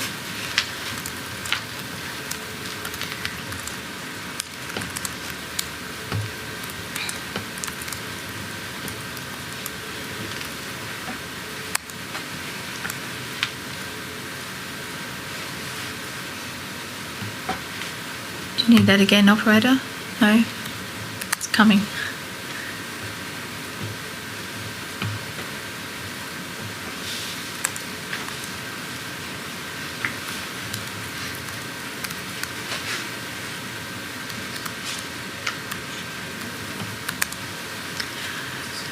So, commissioners, this gives a good sense of the burn scar on a more state level basis as against the local government areas, which I think we commenced the hearings with the Commonwealth witnesses to try and get a national picture, but this is a much more granular response. And it does demonstrate the enormity of what happened. It does. And that's only showing the private landholding impacts and not showing the impacts of as you said, Ms. Prendergast, the roads and the bridges and the infrastructure that is necessary to access some of these areas and the effect that's having on the cleanup. All right. I'm going to take those down if there's any questions arising from either of those. No.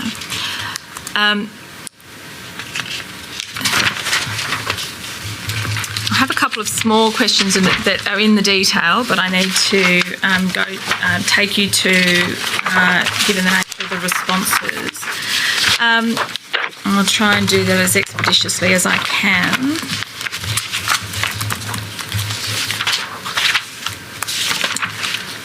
All right. So I've asked you some questions about primary industries and given some indication of the natural environment and the buildings within them. In the economic context, there's some, at page 24, you deal with the state of New South Wales, noting that Legal Aid New South Wales assists clients with problems following disasters.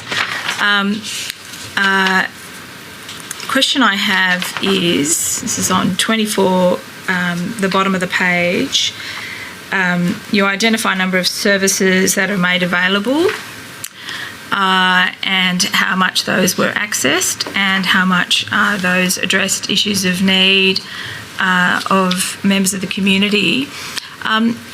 Is there or will there be is there any additional funding provided for legal aid or community legal services or similar organisations to assist with providing this kind of support following a disaster? And absolutely. Yes?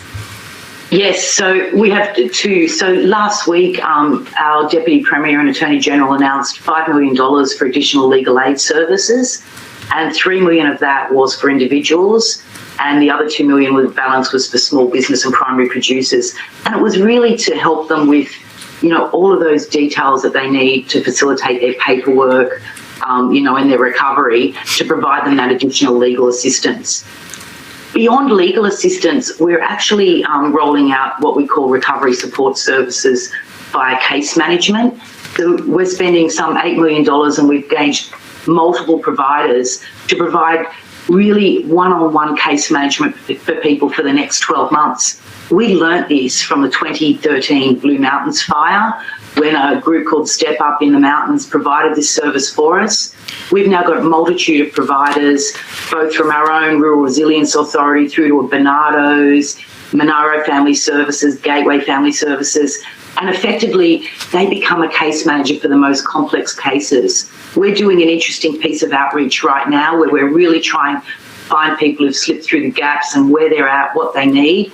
And so far, we've sent emails to everyone in 7 local government areas in the southern region, and this has been led by councils with us in support and Service New South Wales. 400 people in the last 3 weeks have already come forward asking for case management. So I suppose that's where I was tying back before. Ms Prendergast, the recovery is a long-form process, and we need to be there. Ms Prendergast, are the case management workers that you just referred to the same as or different to the recently approved 22 community recovery officers, which is referred to at page 28 in answer to question 34? Are they different? They're different. They're different. So basically what the case management does is provide that social recovery service behind the scene to help people navigate the next 12 months as they, the cleanup completes and they start to rebuild. The 22 community recovery officers is something that we're very proud of. As I go and said before, recovery must be locally led. It must be the council. So what we've done is New South Wales had the concept that we wanted a community recovery officer placed in all the councils that needed this assistance. So there's 22 community recovery officers that we funded, together with the Commonwealth supported us, and they're currently being recruited in 22 different local government areas. They will become the central point for that local recovery for the next 12 months. So so who fulfills the role of the community recovery officers presently? So effectively, we provide funding to councils, and councils recruit and control those resources. And so, a lot of councils have already had recovery coordinators. What we're doing is giving them sustained funding for the next 12 months to really ramp up that community-led recovery. I see. With councils as a central point, as it could be. And is that funding given to local councils, or are those community recovery officers employed by the state? Yeah, so if I can just talk to the bit of the detail. So the funding is provided to each of the councils to employ that person, and so they'll effectively be a council-employed staff member. All right. Part of the team, so councils have appointed and have assigned people with various roles around recovery. All right.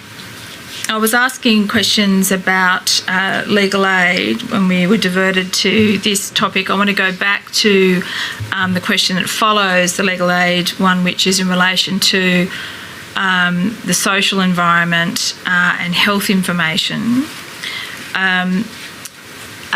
You say in answer to question 30, C, where this is page 25, where you were described, you were asked to describe any identified opportunities which could improve the information gathering process, and what is identified here as a mental health tracking system for use in COVID-19.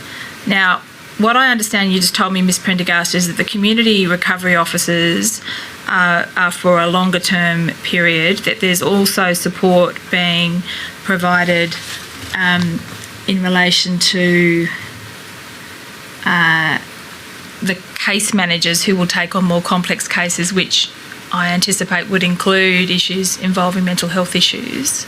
Is that right? That's correct, except with mental health, we've centred that on New South Wales Health.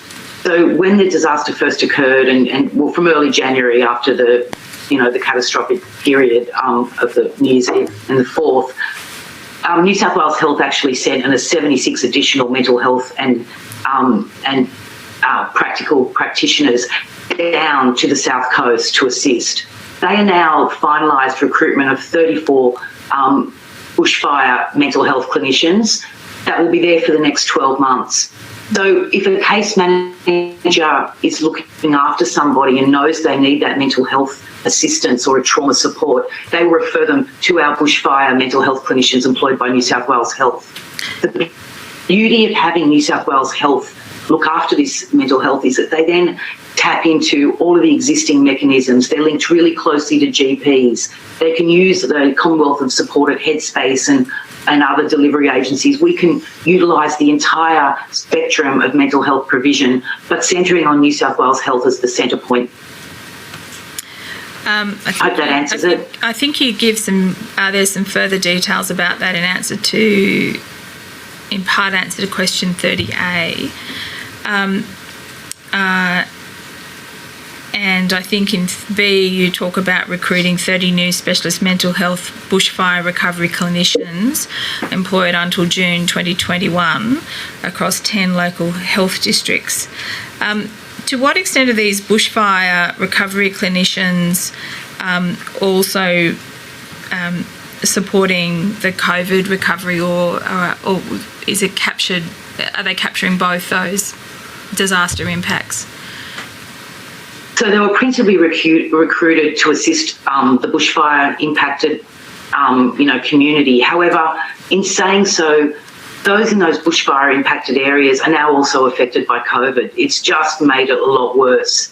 So those additional staff will deal with both, because for an individual, it's the same issue. The question. If I could add. Sorry.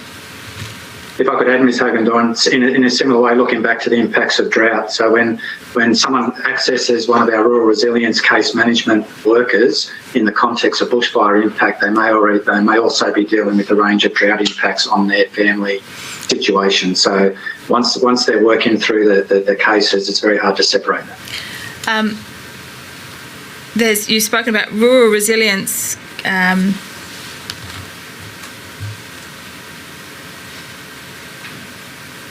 Case management workers, specialist mental health bushfire recovery clinicians, and also then COVID. Is there some kind of coordination between or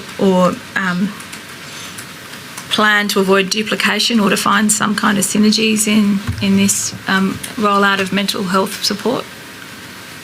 It's all through New South Wales Health, so it is all fully coordinated. I see. In terms of they're linked to all of the other service providers in the regions. They've got the link to the GPs, most importantly, and New South Wales Health is the central provider of those mental health support services. Our case managers will refer to the professionals through New South Wales Health. And where you say a mental health tracking system has been developed and consideration could be given to use of this system to apply during a natural disaster, the first question is that has that consideration been given by Resilience New South Wales, or is that a suggestion that is being made by Resilience New South Wales to Department of Health? It's actually a suggestion from New South Wales Health themselves. I see. We at Resilience New South Wales are working in partnership with our government agencies and hence the coordination task force. So this was New South Wales Health that have been initiating this and want to see this finessed further. All right. And how would that be finessed further? That is, this tracking system has been developed for use in COVID to closely document impact on services compared to the same period of last year. So this is about trying to streamline the collection of information. How would that then be rolled out into a broader natural disaster recovery process? I think the history of the demand for trauma support, and let me tell you, there is still so much demand out there for this type of service, would help us inform future resourcing strategies.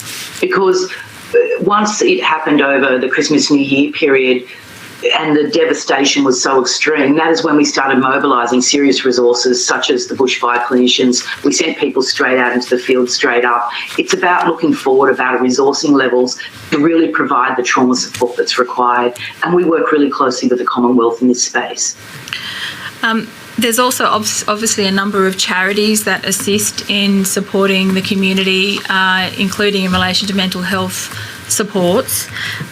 Question 50 on page 36 asked the state to describe the process for coordination between the State of New South Wales and charities in response to the bushfires and or floods, including any challenges and how this process might be improved. So the answer here describes the establishment of a non-government organisation recovery community partners meeting, which I'm not sure if I can see that in the organisational diagram that was provided by the response. Where does that fit within the structure of the recovery governance framework? I can answer that, Ms Hogan-Doran. It fits under the State Recovery working groups, Yes. under the State Recovery Committee, and it's entitled Recovery Community Partners. Yes. I'm actually the chair of that group, and effectively they actually initiated that group in November last year and started meeting regularly, and we meet with the 4 main charity organisations, being Red Cross, Anglicare, St Vincent de Paul and Salvation Army, and effectively we've met every fortnight since then. All right. And does that also include the work of Minderoo? Or is No, that's quite separate. We see that more as philanthropy as opposed to a mainstream charity organisation. But obviously we have created some really innovative partnerships, and we have one currently to roll out temporary housing between Minderoo, the New South Wales Government and Salvation Army have also come on board. Just one moment.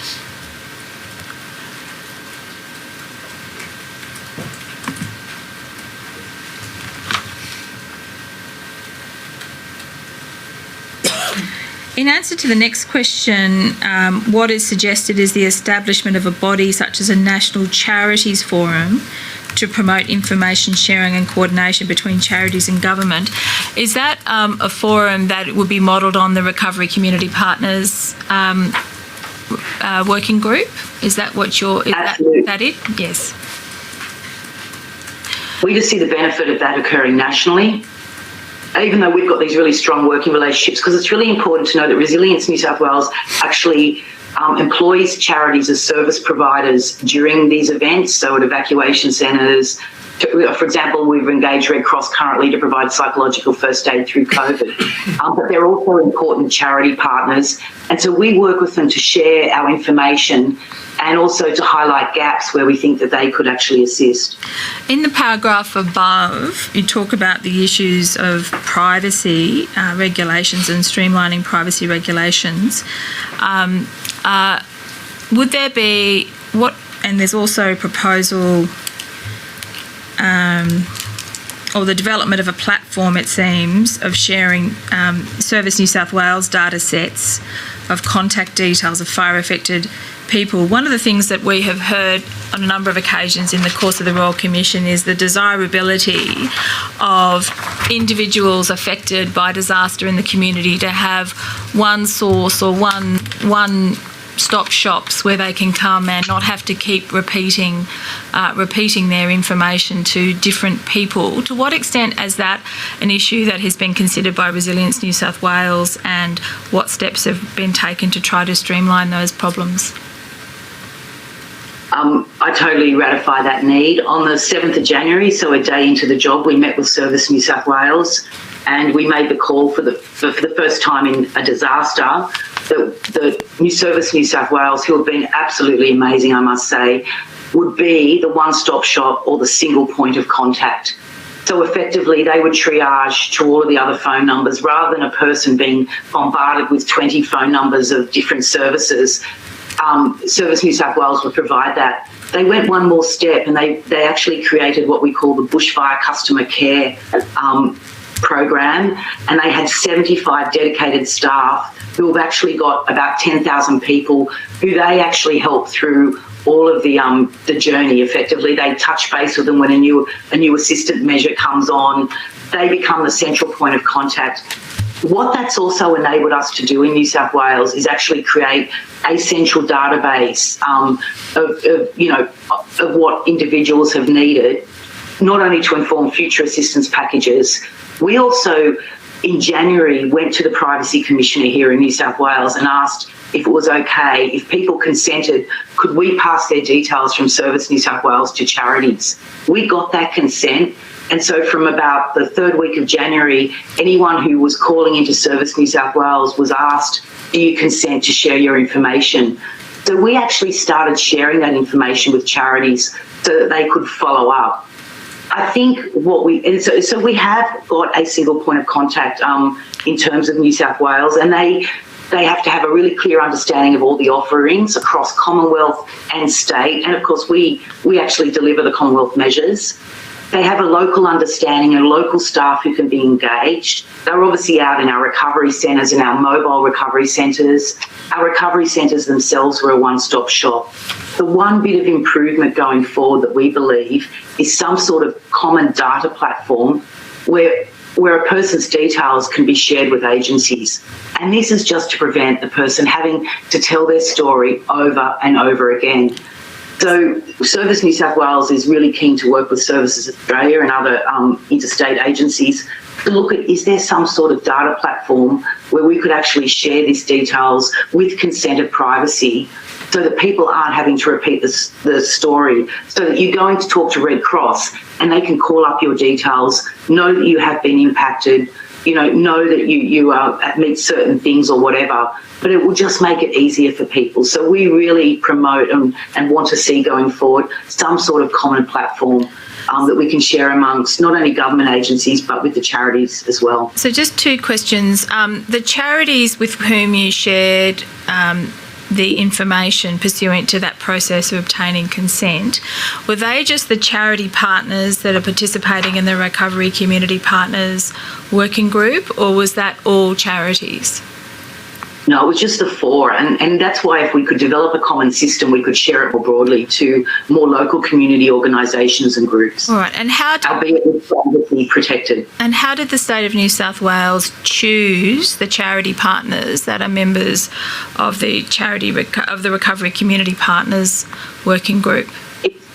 It's a long-standing. They are the four largest organisations in Australia as charity organisations. All right, thank you. And the single point of contact that's been developed with Services New South Wales, is there is that incorporated in the draft bushfire recovery plan? Absolutely. And the other thing that they actually developed a disaster assistant finder for bushfires. It was built on something they'd done for cost of living and so this was the first time they've ever done this for a disaster. So an individual can go online, put in all of their details and actually show what different assistance measures they're entitled to, and then Service will help you actually broker and get that assistance you needed. We'll go to the next question, which is insurance. Question 52 on page 37. This speaks about an MOU entered between the New South Wales Government and the Insurance Council of Australia, which is a partnership with Resilience New South Wales as the lead agency to work together when communities have been impacted by natural disasters, share information and work in a coordinated way to facilitate clean-up and infrastructure works. That's the plan. Has that been implemented? And if you could just provide some concrete ways in which that information has been shared. For example, what information is being shared or was shared to assist the recovery? So we're really glad that we've got this MOU and we have a very collaborative working relationship with the Insurance Council of Australia. Obviously, they've interacted closely with Infrastructure New South Wales, but we've also worked with them about cleanup, because obviously there's a lot of linkage between a coordinated cleanup and what the insurers would do, and how insurers can actually pass the benefit of a free cleanup into an additional money for the insured person, as in they're not paying for cleanup through their insurance policy because we're actually providing it. So we've worked on policy areas such as that with the Insurance Council of Australia. And what's the information that's being shared? Is that policyholder data or terms of the policies, or is it a more aggregated level, not individual information, not information concerning individuals? No, it's not individual level. It's more aggregated information, or indeed more policy streams about, what we want from insurance companies, given that we're doing the coordinated cleanup. I see. So it is aggregated. It's not individual. I'm not aware that we deal on an individual basis. And just before I leave that topic of insurance, could we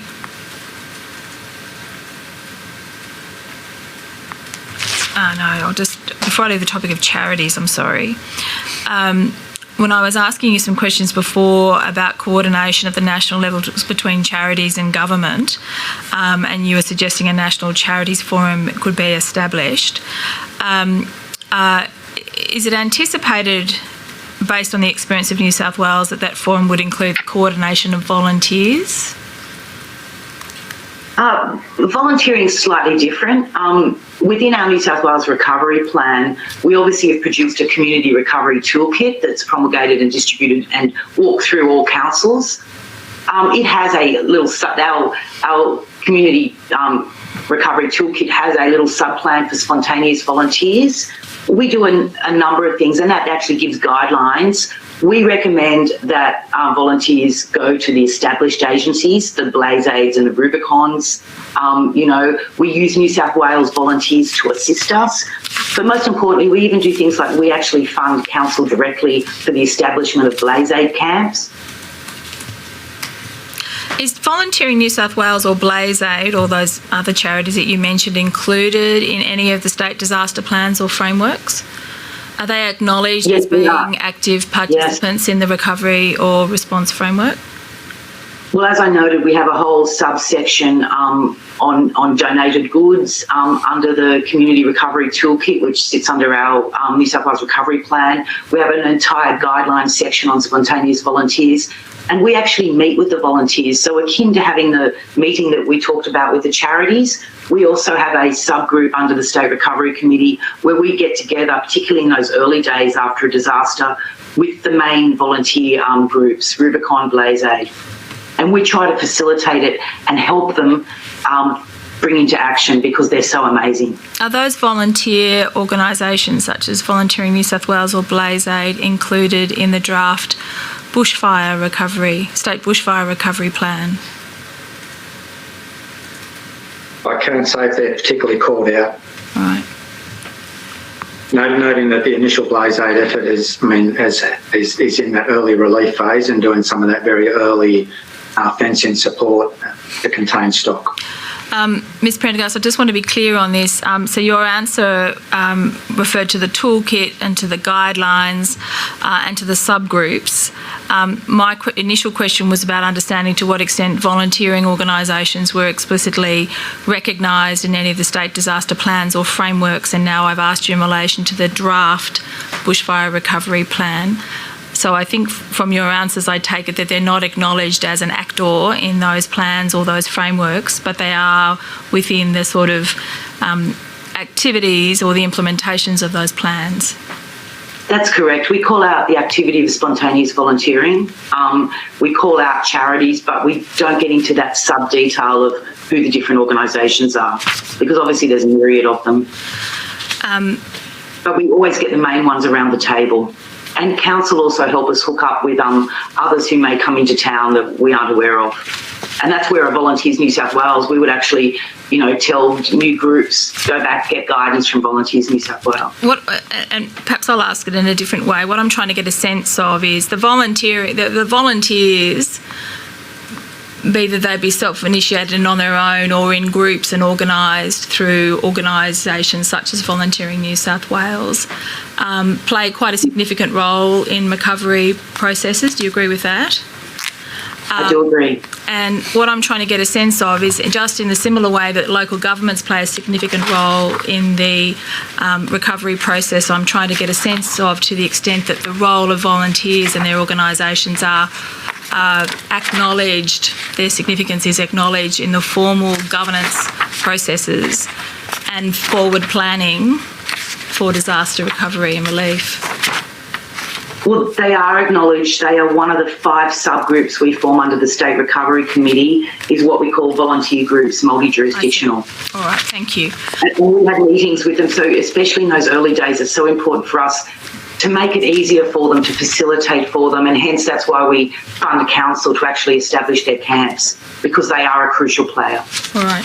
If I could just add to that, Ms Hogan-Doran, so we have a specific disaster assistance guideline that talks about providing that assistance for council. So it is part of the broader policy framework of government to support those groups.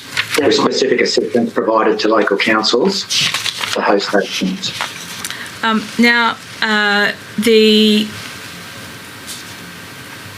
I want to ask some questions about funding and financial assistance, so that's a good segue, Mr. President, and I think most of these questions are going to be addressed to you.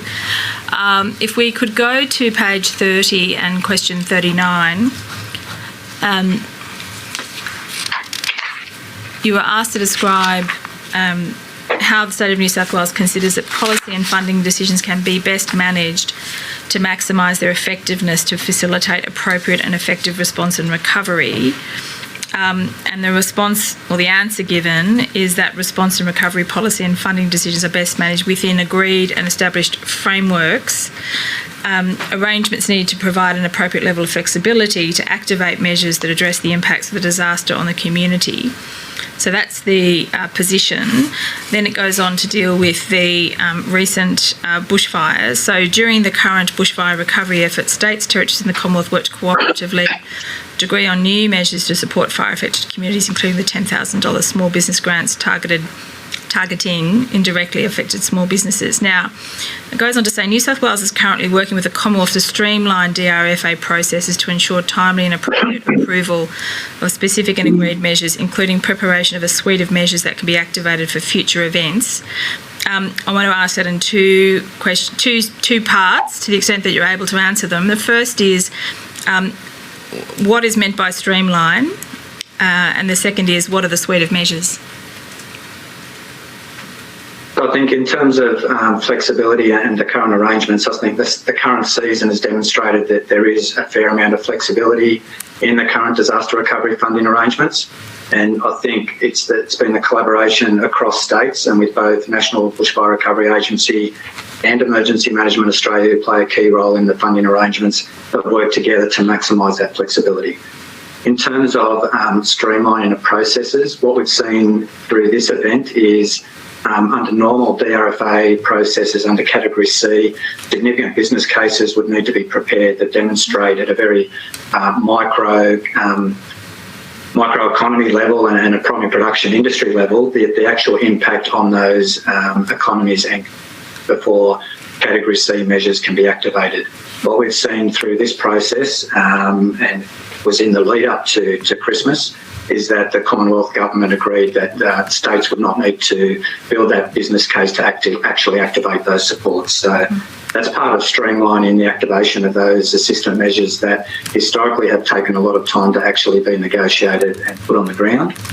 In terms of the types of assistance measures to put on the shelf, and one of the other parts of the COAG piece of work that EMA is leading is identifying, I think, starting with the existing measures that have been negotiated through this bushfire event, the $10,000 small business grants, the larger scale primary producer grants and directly affected small business grants, and a range of other measures, including the local government grants, can be prepared and the implementation arrangements be negotiated at a state-by-state level ahead of the next disaster season.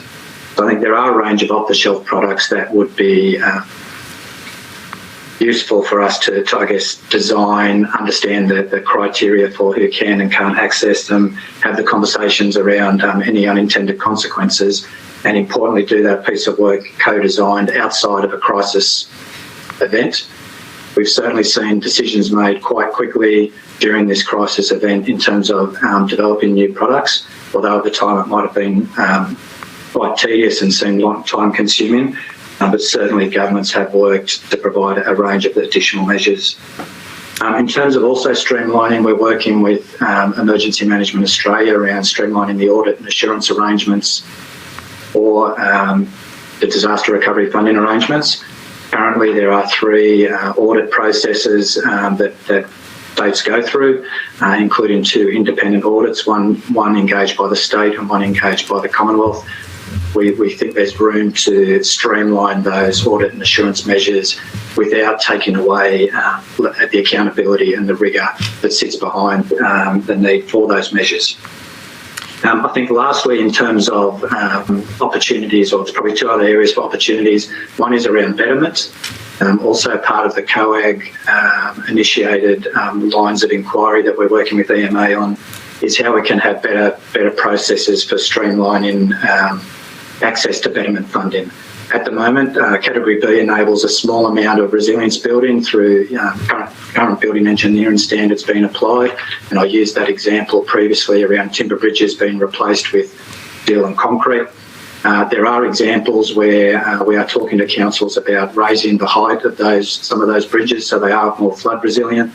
Having a process within Category B, which is the line of inquiry we've got at the moment, to actually have project approvals of those project by project approvals rather than having to build a big case that goes through as a separate Category D betterment project, as we've seen Queensland Government do, would provide additional flexibility to do those arrangements. So those betterment, Likewise, sorry, just pausing you there, those betterment arrangements, those Category B and D, they're both in relation to community infrastructure. It's not about betterment of people's homes. That's a different topic altogether, just to... That's a different topic altogether. Clarify. Yeah. So talking about essential public assets of roads and bridges.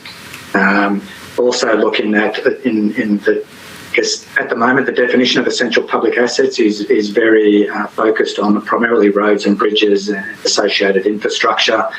Certainly in the context of some of the smaller local government areas, the opportunity to incorporate some betterment into community halls or sporting infrastructure would be valuable. So I think it's not about really opening up community assets more broadly, but providing some flexibility where on a case-by-case basis, we could make some quick decisions. Say, for example, we've got 3 community halls, one in Rapville, one in Kaya and one in Wandella, 2 down in the Bega Valley Shire Council, have been burnt. They were insured. Insurance will build them back to a level of functionality.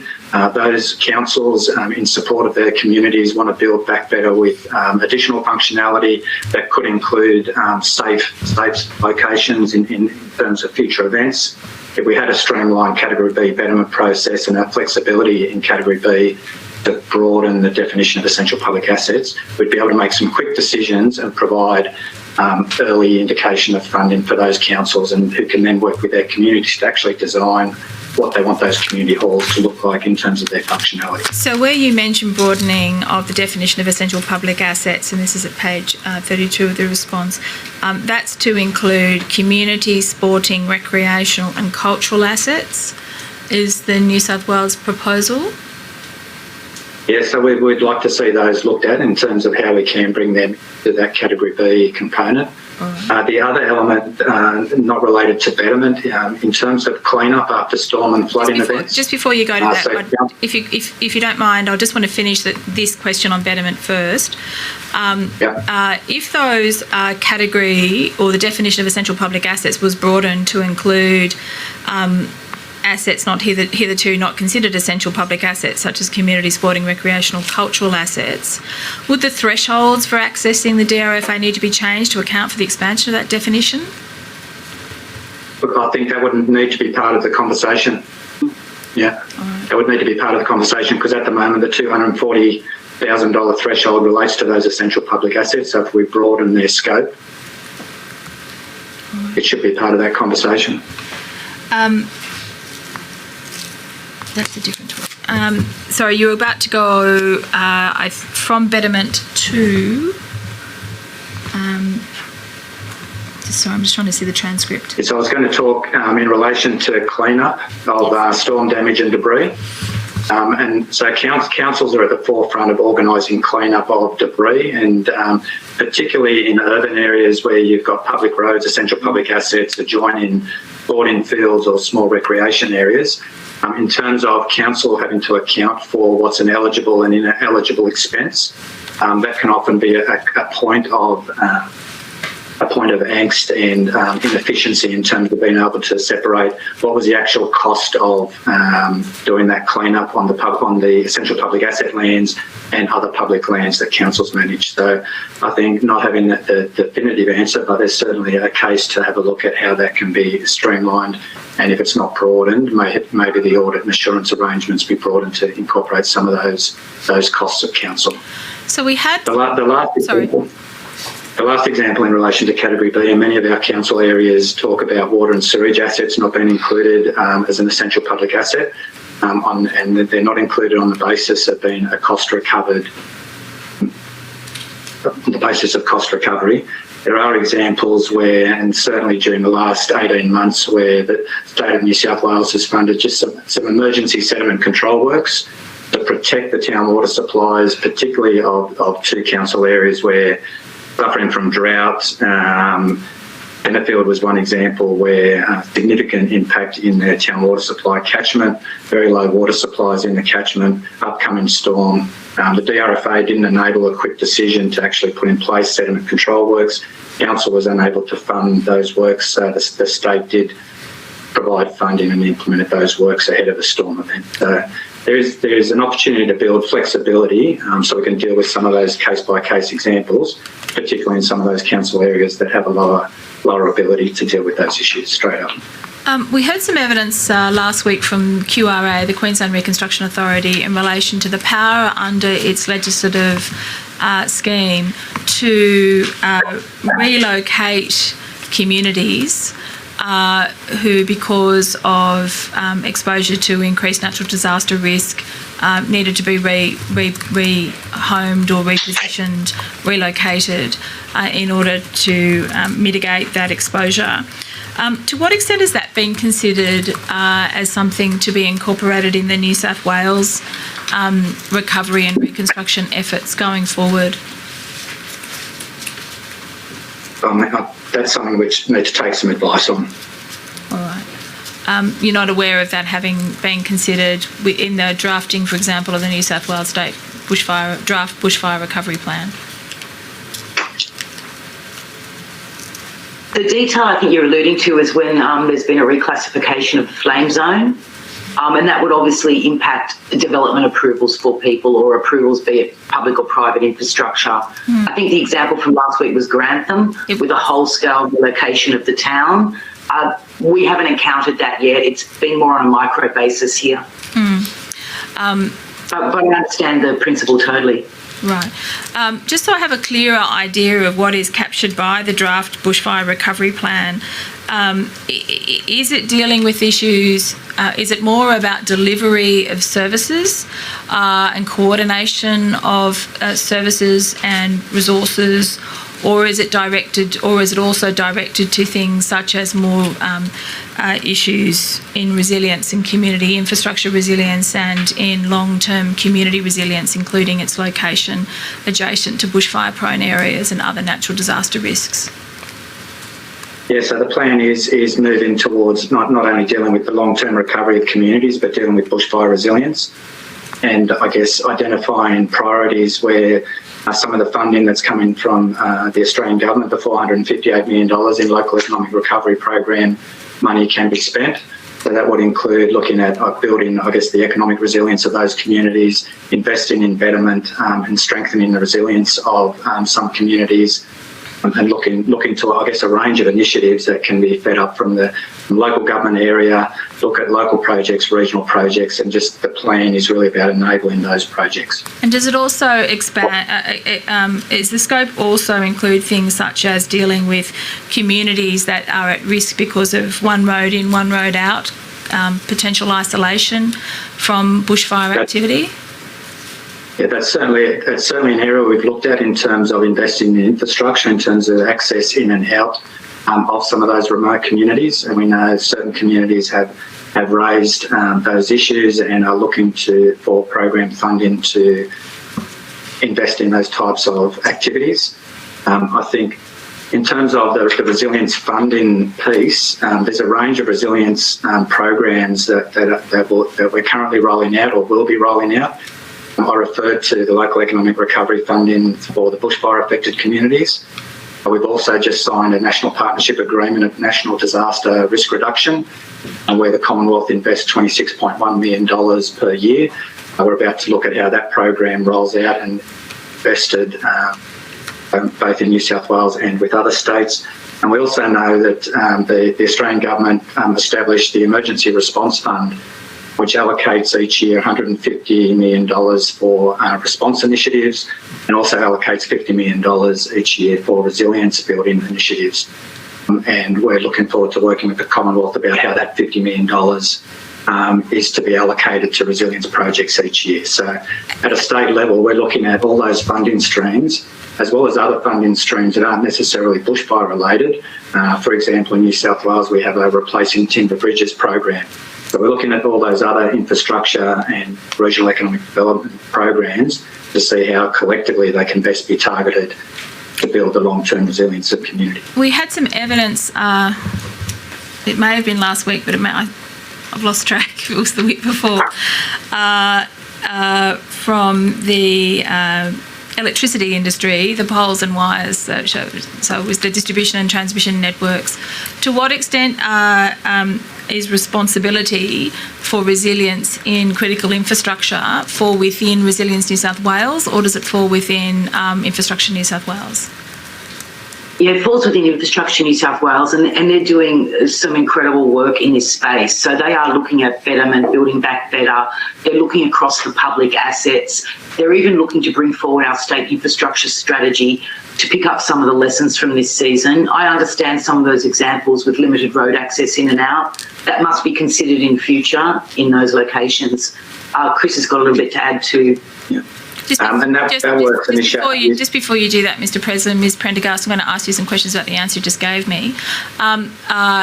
You said that they were Infrastructure New South Wales had responsibility for this and were developing a state infrastructure strategy to pick up some of the lessons of this season. What is the timeline for that infrastructure strategy to be delivered? Two separate parts. Yeah, two separate parts to my answer. They're already working in that betterment space and of what they're learning from this season based on their detailed asset register, working across all stakeholders and all their key agencies, telcos, etc., about what the future may look like. But it's also triggered separately for them to bring forward the development of the state infrastructure strategy, which I think had another 2 years till we had to have a refresh. But they're realising now that betterment component and what we've discovered through this season should feed into the future state infrastructure strategy, because some of the solutions, for example, the creation of the Bicton bypass, etc., they're very expensive infrastructure projects which need to be assessed in the context of the whole state. So how will that be coordinated with the state's disaster management framework? Is it coordinated with it, or is it more sitting within the economic strategy? No, those pieces of work, critical infrastructure strategy, the state infrastructure strategies, work within as a priority piece of work under the state emergency management and and we have a subcommittee, mitigation and risk assessment subcommittee that actually oversees that work. So, are you aware of any proposals to better prepare or make resilient the New South Wales transmission and distribution networks for any future fire season or disaster season? Not specific examples, no. All right. Well, certainly those functional areas and infrastructure in New South Wales, we could take advice on that. We might need to approach that. Chair. Yeah. Chair, I know at the time, and I know you have questions, so I might stop. Okay, thank you for that, and thank you for the detail so far. I've got a couple of general questions, and I know Commissioner McIntosh has, and Commissioner Bennett probably will towards the end as well. So I just want to try and get a just re-understanding of some timeline and process issues right back at the start of all this. And so it's probably best for Mr. Presland. When was, or Ms. Prendergast, when was the first recovery phase started or action started, whether that was with a recovery plan or a regional recovery committee or whatever?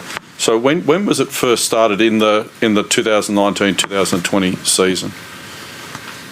In the current fire season, we had staff on the ground with councils in September. So those councils first impacted by fire. We had, I think, the natural disaster declaration was made in very early September, covered Tenterfield, Ogle, Armidale and a couple of other northern councils. We reach out to those councils immediately after the fire event, often conversations before those events where we're given... But we're aware of those, the likelihood of those events, but certainly in early September we were on the ground with those handful of councils. Okay. And that just expanded as we went through towards the Christmas period, and then obviously with this establishment of the Disaster Recovery Office, increasing and surging the capability within government to support recovery. Okay. I'll also add from September we formed our regional recovery committees, one for the Mid-North Coast and one for North Coast and Tablelands. Yeah.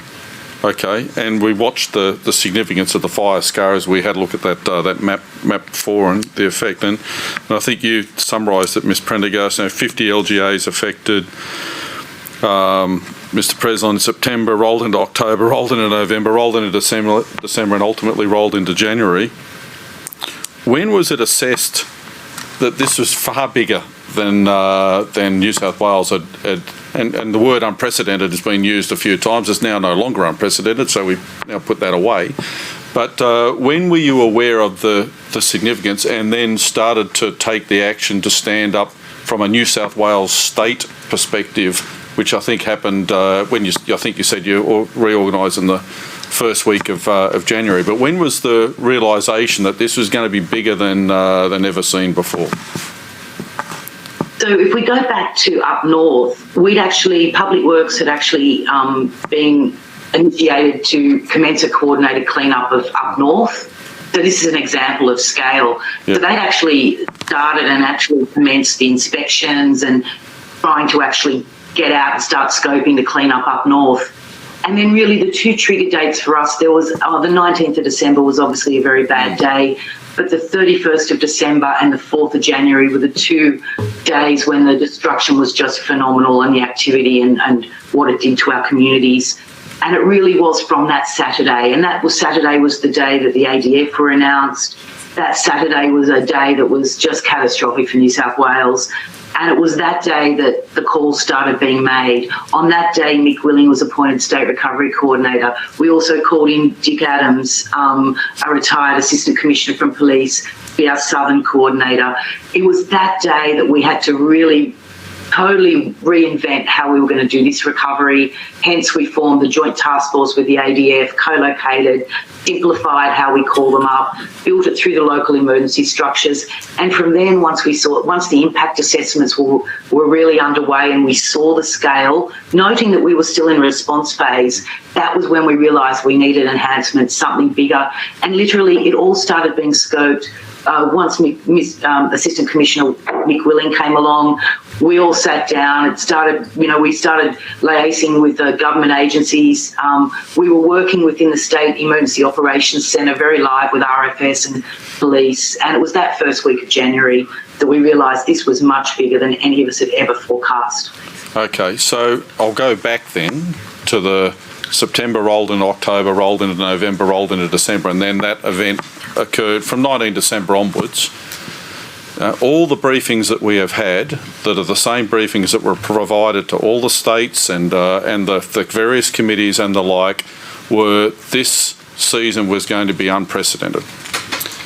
So did we just wait for the event to occur and then we did all this, or was there planning in a contingency sense leading up to it and we were watching the fires grow and move further south. The fires that burnt on New Year's Eve didn't just start and burn on New Year's Eve. They'd been going for a while. So I'm just trying to get an understanding. Surely this was not just in response to that. I'm interested in what's the process internally within New South Wales to identify the growing risk in the sense of what was coming, and also second part, and again Mr. Preslin's probably best placed if he was there in this.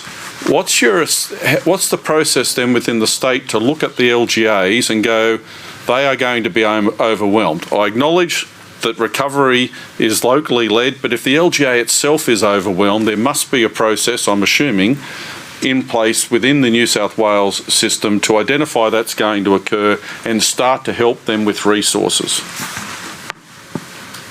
So I'll hand to Mr. President. Our framework within our recovery plan is flexible enough to scale up and down. In the north, it was reasonably contained with activity in the south commencing in November, but the scale of the destruction didn't really occur till later in December and into January. But there was a forecasting of, and positioning of resources, and most importantly, we were starting to provide that assistance to councils. What we see is that certain councils, particularly those who had experience such as Bega with Tathra, were really well placed in capability terms, whereas we needed to support others with communications just because they were overwhelmed. And a lot of our preparedness program is really reaching into this capability development with councils, and I'll hand to Chris for a bit more detail. And Mr. President, I'm interested in what the process was. Does the council just put up its hand and go, we need help, which is sort of after the fact they need help, or is there a process of looking at this and going, with what's coming, they are going to need assistance, and therefore we need to start doing this now? Local emergency management committees and regional emergency committees would have been working at that local scale around the season ahead and the preparations.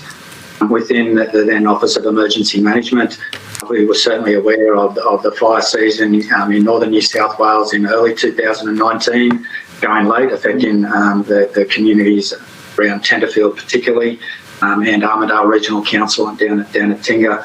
So we were aware of the season and I guess within the organisation planning for and knowing that the season was going to be a bad one. When the fires happened very early commencing late August, our conversations with those general managers were within a day of the fires going through. And being able to sit down and work with them to identify what support they needed, whether it was communication support, recovery expertise support, financial assistance around setting up mobile recovery teams, financial assistance about setting up blaze aid, and then integrate and then build in a regional recovery structure quite quickly in the Northern Tablelands and Northern New South Wales, to actually bring the general managers and the leads of state agencies together to deal with those issues. Those issues were then escalated and appropriate resources either moved by agencies into those areas to provide the support, but also to inform those very early funding decisions around Category C assistance, which opened up primary producer grants and the original small business grants, as well as mental health resources and economic recovery and community resilience grants programs very early on. Okay. And so the mechanisms in place through the local emergency management committees and regional recovery committees, when they are established, then working through the funding mechanisms that are within the New South Wales government, jointly with the Australian government. Okay. Thank you for that. I'll go to your document, newsouthwales.001.001.0005. I just want to raise the issue that you've raised about the ADF. It's down the paragraph just above 7, that's it. And so I'll just read it for the transcript. New South Wales would also support the streamlining activation arrangements for the ADF's Defence Assistance to Civil Community DAC program. Presently, procedures for activating the ADF assistance to states during or immediately after an emergency are extremely restrictive, requiring onerous conditions to be met. ADF assistance was provided during 2019-20 bushfires before the normal preconditions were met, and the assistance the ADF ultimately provided was necessary, significant and valuable. So going with that, and again, I'll go back down to the councils, because we've had LGA evidence here when we asked them about ADF support, they had no idea of the process, nor would support be available. So in your process, how do you work with the councils and understand their needs? And if they think they need ADF support, how do you process that as it comes up to you? Or how do you identify that? Because they don't appear to know at that level, and it's a state responsibility not for them to go direct to the ADF if it's more than DAC 1. So if it's DAC 2 or 3, they need to go through a process. How do you work that process with them? So, Commissioner, I'll take this question. So normally when we request ADF assistance, it's through our State Emergency Operations Centre through the DAC process. That then requires us to put in writing to the EMA our request, and it can be days till it's answered. This time it was done a little bit differently. So we had the Brigadier Mick Garraway was appointed and delegated to manage operations in New South Wales. We actually had a joint task force with Police, Resilience New South Wales and the ADF. Sorry, Ms. Prentice, what date are you talking about, please? What's that, sorry? What date are you talking about? From what date? I'm talking about, that's important. So this is from the 6th of January. Okay, so can we hold off there? Prior to that, please. Go prior to that. I'm looking back September, October, November, December. Yep. Right, so how did the process work then? In a recovery So effectively, it works with the local emergency management committee can make a request through to the State Emergency Operations Centre. So too can a regional emergency management committee. It's really important to know that local council chairs the local emergency management committee. And so prior to the different arrangement on the 6th of January when ADF were embedded, that is the process. It's through that local arrangements and existing emergency management arrangements that they seek ADF assistance. After the 6th of January, when we had this centralised joint operation, we made sure that that was still the process, that our tasks were being requested from local and regional through the local emergency management committee, all the regional emergency management committee submitted to the CEOP, the State Emergency Operations Centre, wherefore our joint task force did a bit of prioritisation and efficiency. From the 6th of January, most importantly, the Brigadier Mick Garraway actually deployed local commanders, albeit to fulfil the tasks that we had nominated through the committees, but also to join up with those local leaders, the mayors, the council general managers, the local police, to ensure there was that local-led response in terms of what that community really needed. So there was a centralised funnel always to actually submit for those ADF requirements, but most importantly, there was also a local command structure on the ground to work with local communities and local councils post the 6th of January. I'm aware of the post 6th January. I'm trying to get to the bottom of the statement there, which I assume is looking at before the 6th of January. We're at the bottom there. Assistance was provided before normal preconditions were met, and ultimately, so I think you're explaining the ultimately, I'm trying to get to the preconditions bit. And the reason I say that is New South Wales is not new to disasters. It has had disasters far less in size than this and has requested ADF support for recovery. So I'm trying to understand, in this context where it's far bigger than previous, what were the issues that were there, noting that the ADF was providing DAC support east coast of Australia from September and with New South Wales from the first week of November. What was the issue with trying to get ADF support for recovery early in that, noting recovery was already running at that stage in some areas? This seems to indicate that you couldn't.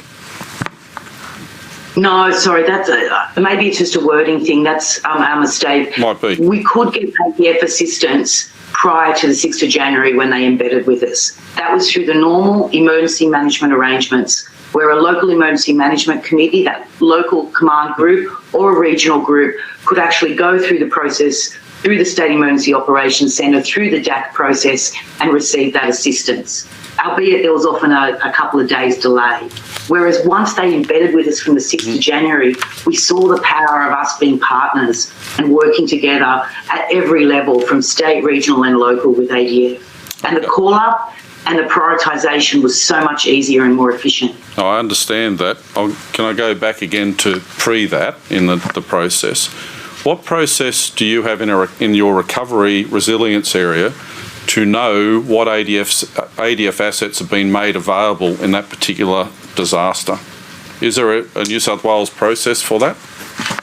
It's all through the State Emergency Operations Centre. So when an emergency is declared and we appoint a CEOCON, a State Emergency Operations Controller, they then convene with all the functional areas in one place, and that is how we actually achieve ADF assistance, albeit with escalation from local through and regional up to the state level. Okay.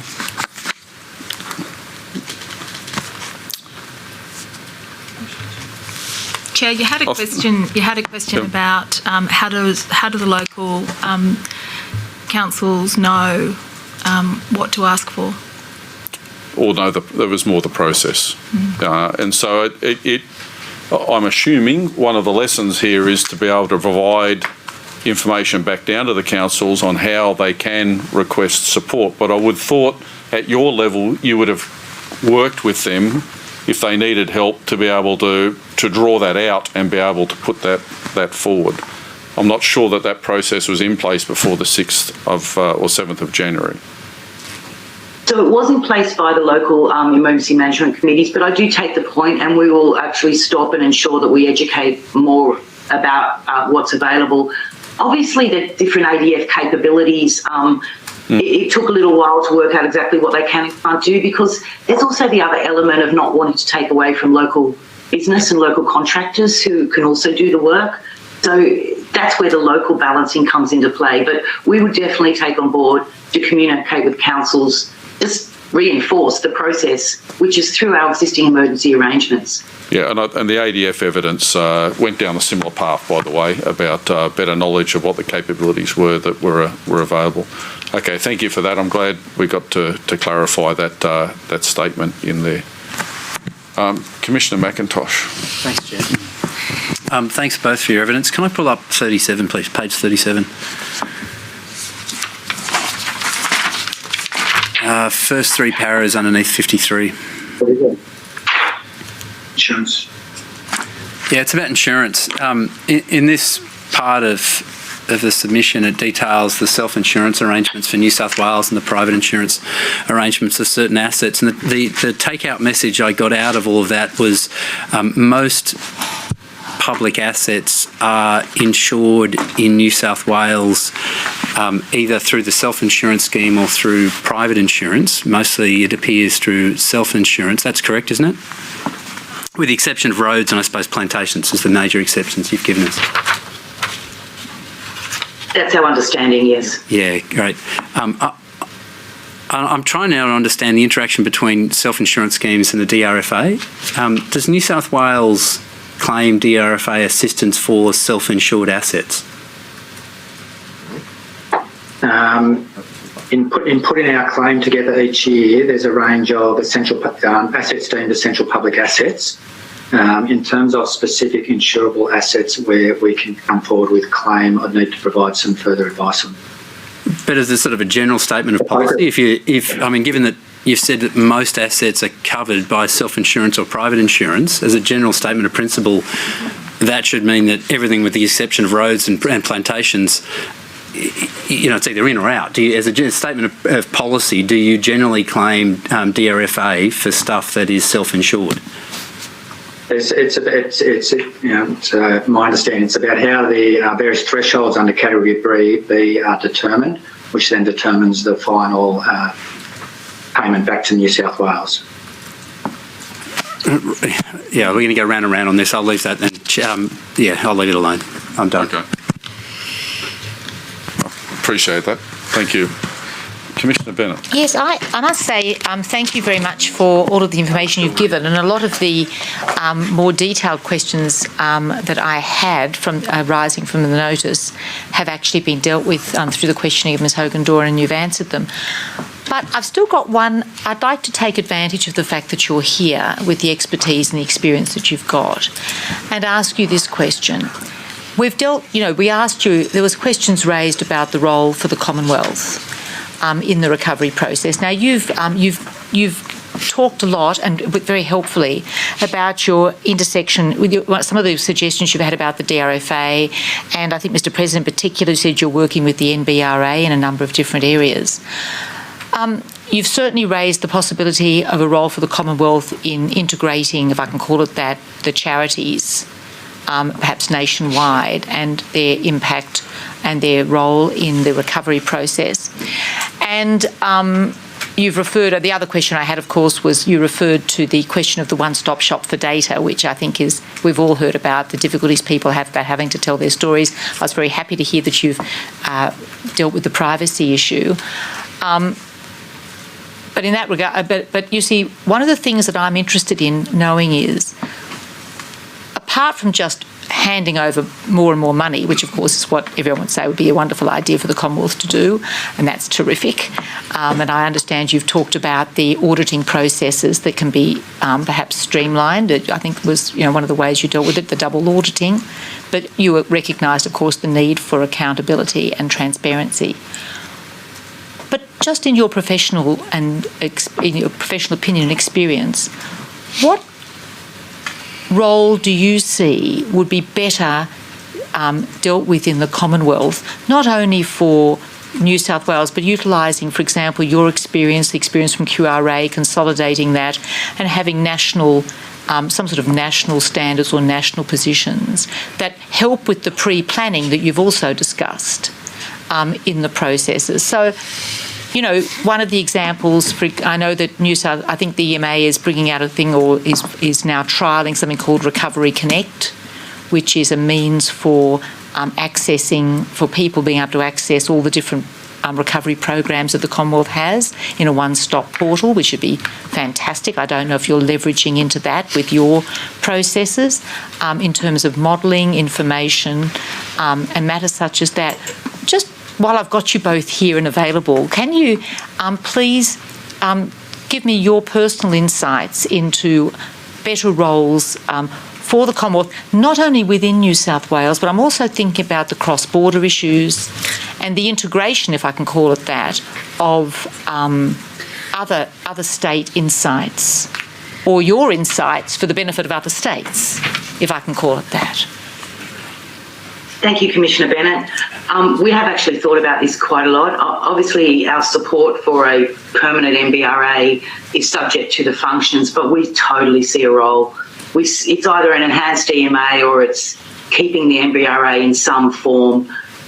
What we found was gold with them was working up the assistance measures, and as Chris has highlighted, we want to be more agile in future and have a bit of and use the co-design and the brilliant work that we've all done together this time to have a bit more automated pick list going forward. We need them for national guidelines, for national policy. One of the things that NBRA did really, really well, even though we have really good relationships with our neighbours and, we work across borders very collaboratively, both, with all four neighbours of ours, they provided these regular forums where we could share what we're up to. So every Friday, NBRA would bring all the states together. We'd have whole days where we talk strategy, or our weekly one was about just updating where we're at. What we got from that was, after that meeting, often we'd pick up the phone to another state going, what approach are you using for that? Because we want a copy. If someone has best practice, let's all use it and take advantage of that. And I think NBRA in facilitating that swap of information and those initiatives, and I think by making us chat together and really collaborate on a regular basis, it actually probably brought better initiatives into play.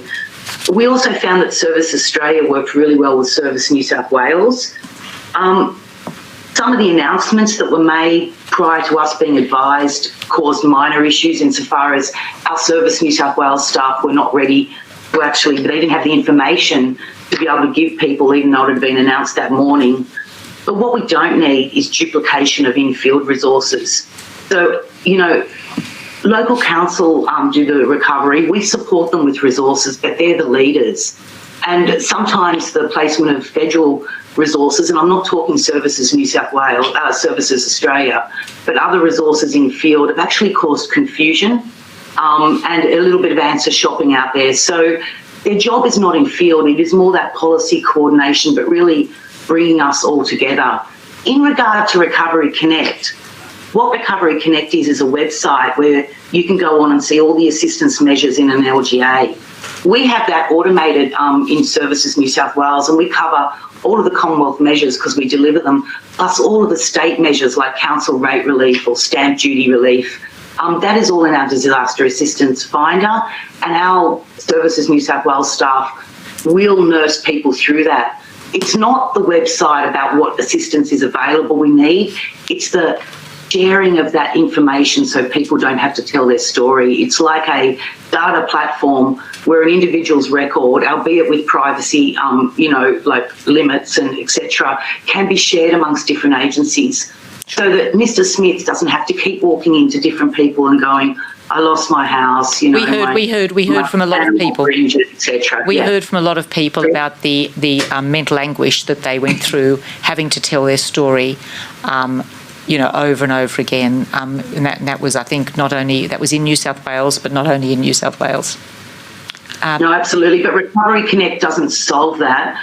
We need a platform where a record can be shared about an individual. So Mr. Smith's been to Service New South Wales. We then hand his record and Red Cross can call it up and going, we need to reach out to Mr. Smith and offer him X, Y and Z grant. Chris, do you want to add a bit there? Yeah, in terms of the NBR and the Commonwealth's role over this last event, the partnerships we've had, as I said, with NBRA and with EMA have been very, very positive. And I think that the value is in bringing people together, getting that consistent approach to solving problems, and then, co-designing those solutions. We do need to make sure in terms of going forward, in terms of whatever structural arrangements are put in place, that there is still flexibility for states to make sure that whatever arrangements are decided upon consistently across states actually deliver on the outcomes that are needed on the ground. So we can't lose that flexibility. And so I think where the Commonwealth role can support in providing solutions to common problems, we don't want to see a framework where solutions are imposed on local communities. In terms of the role of NBRA on the ground, where say Commissioner Welling and Andrew Colvin work together, going to councils together to understand the impacts on those communities and what's the benefit. Those meetings worked really well. The likes of regional recovery coordinators like Dick Adams, who have those regular daily relationships, would also be sitting in the same room. That worked well to understand the scope of the issues, but where it got a bit disjointed was when we had different both Commonwealth leaders and state leaders separately going to councils particularly. So I think one of the lessons going forward in terms of that Commonwealth role is let's work very cooperatively and constructively with the state frameworks and the state programs that we do have in place. Thank you very much. Just one other thing that they offered a benefit. They also enabled us to highlight gaps.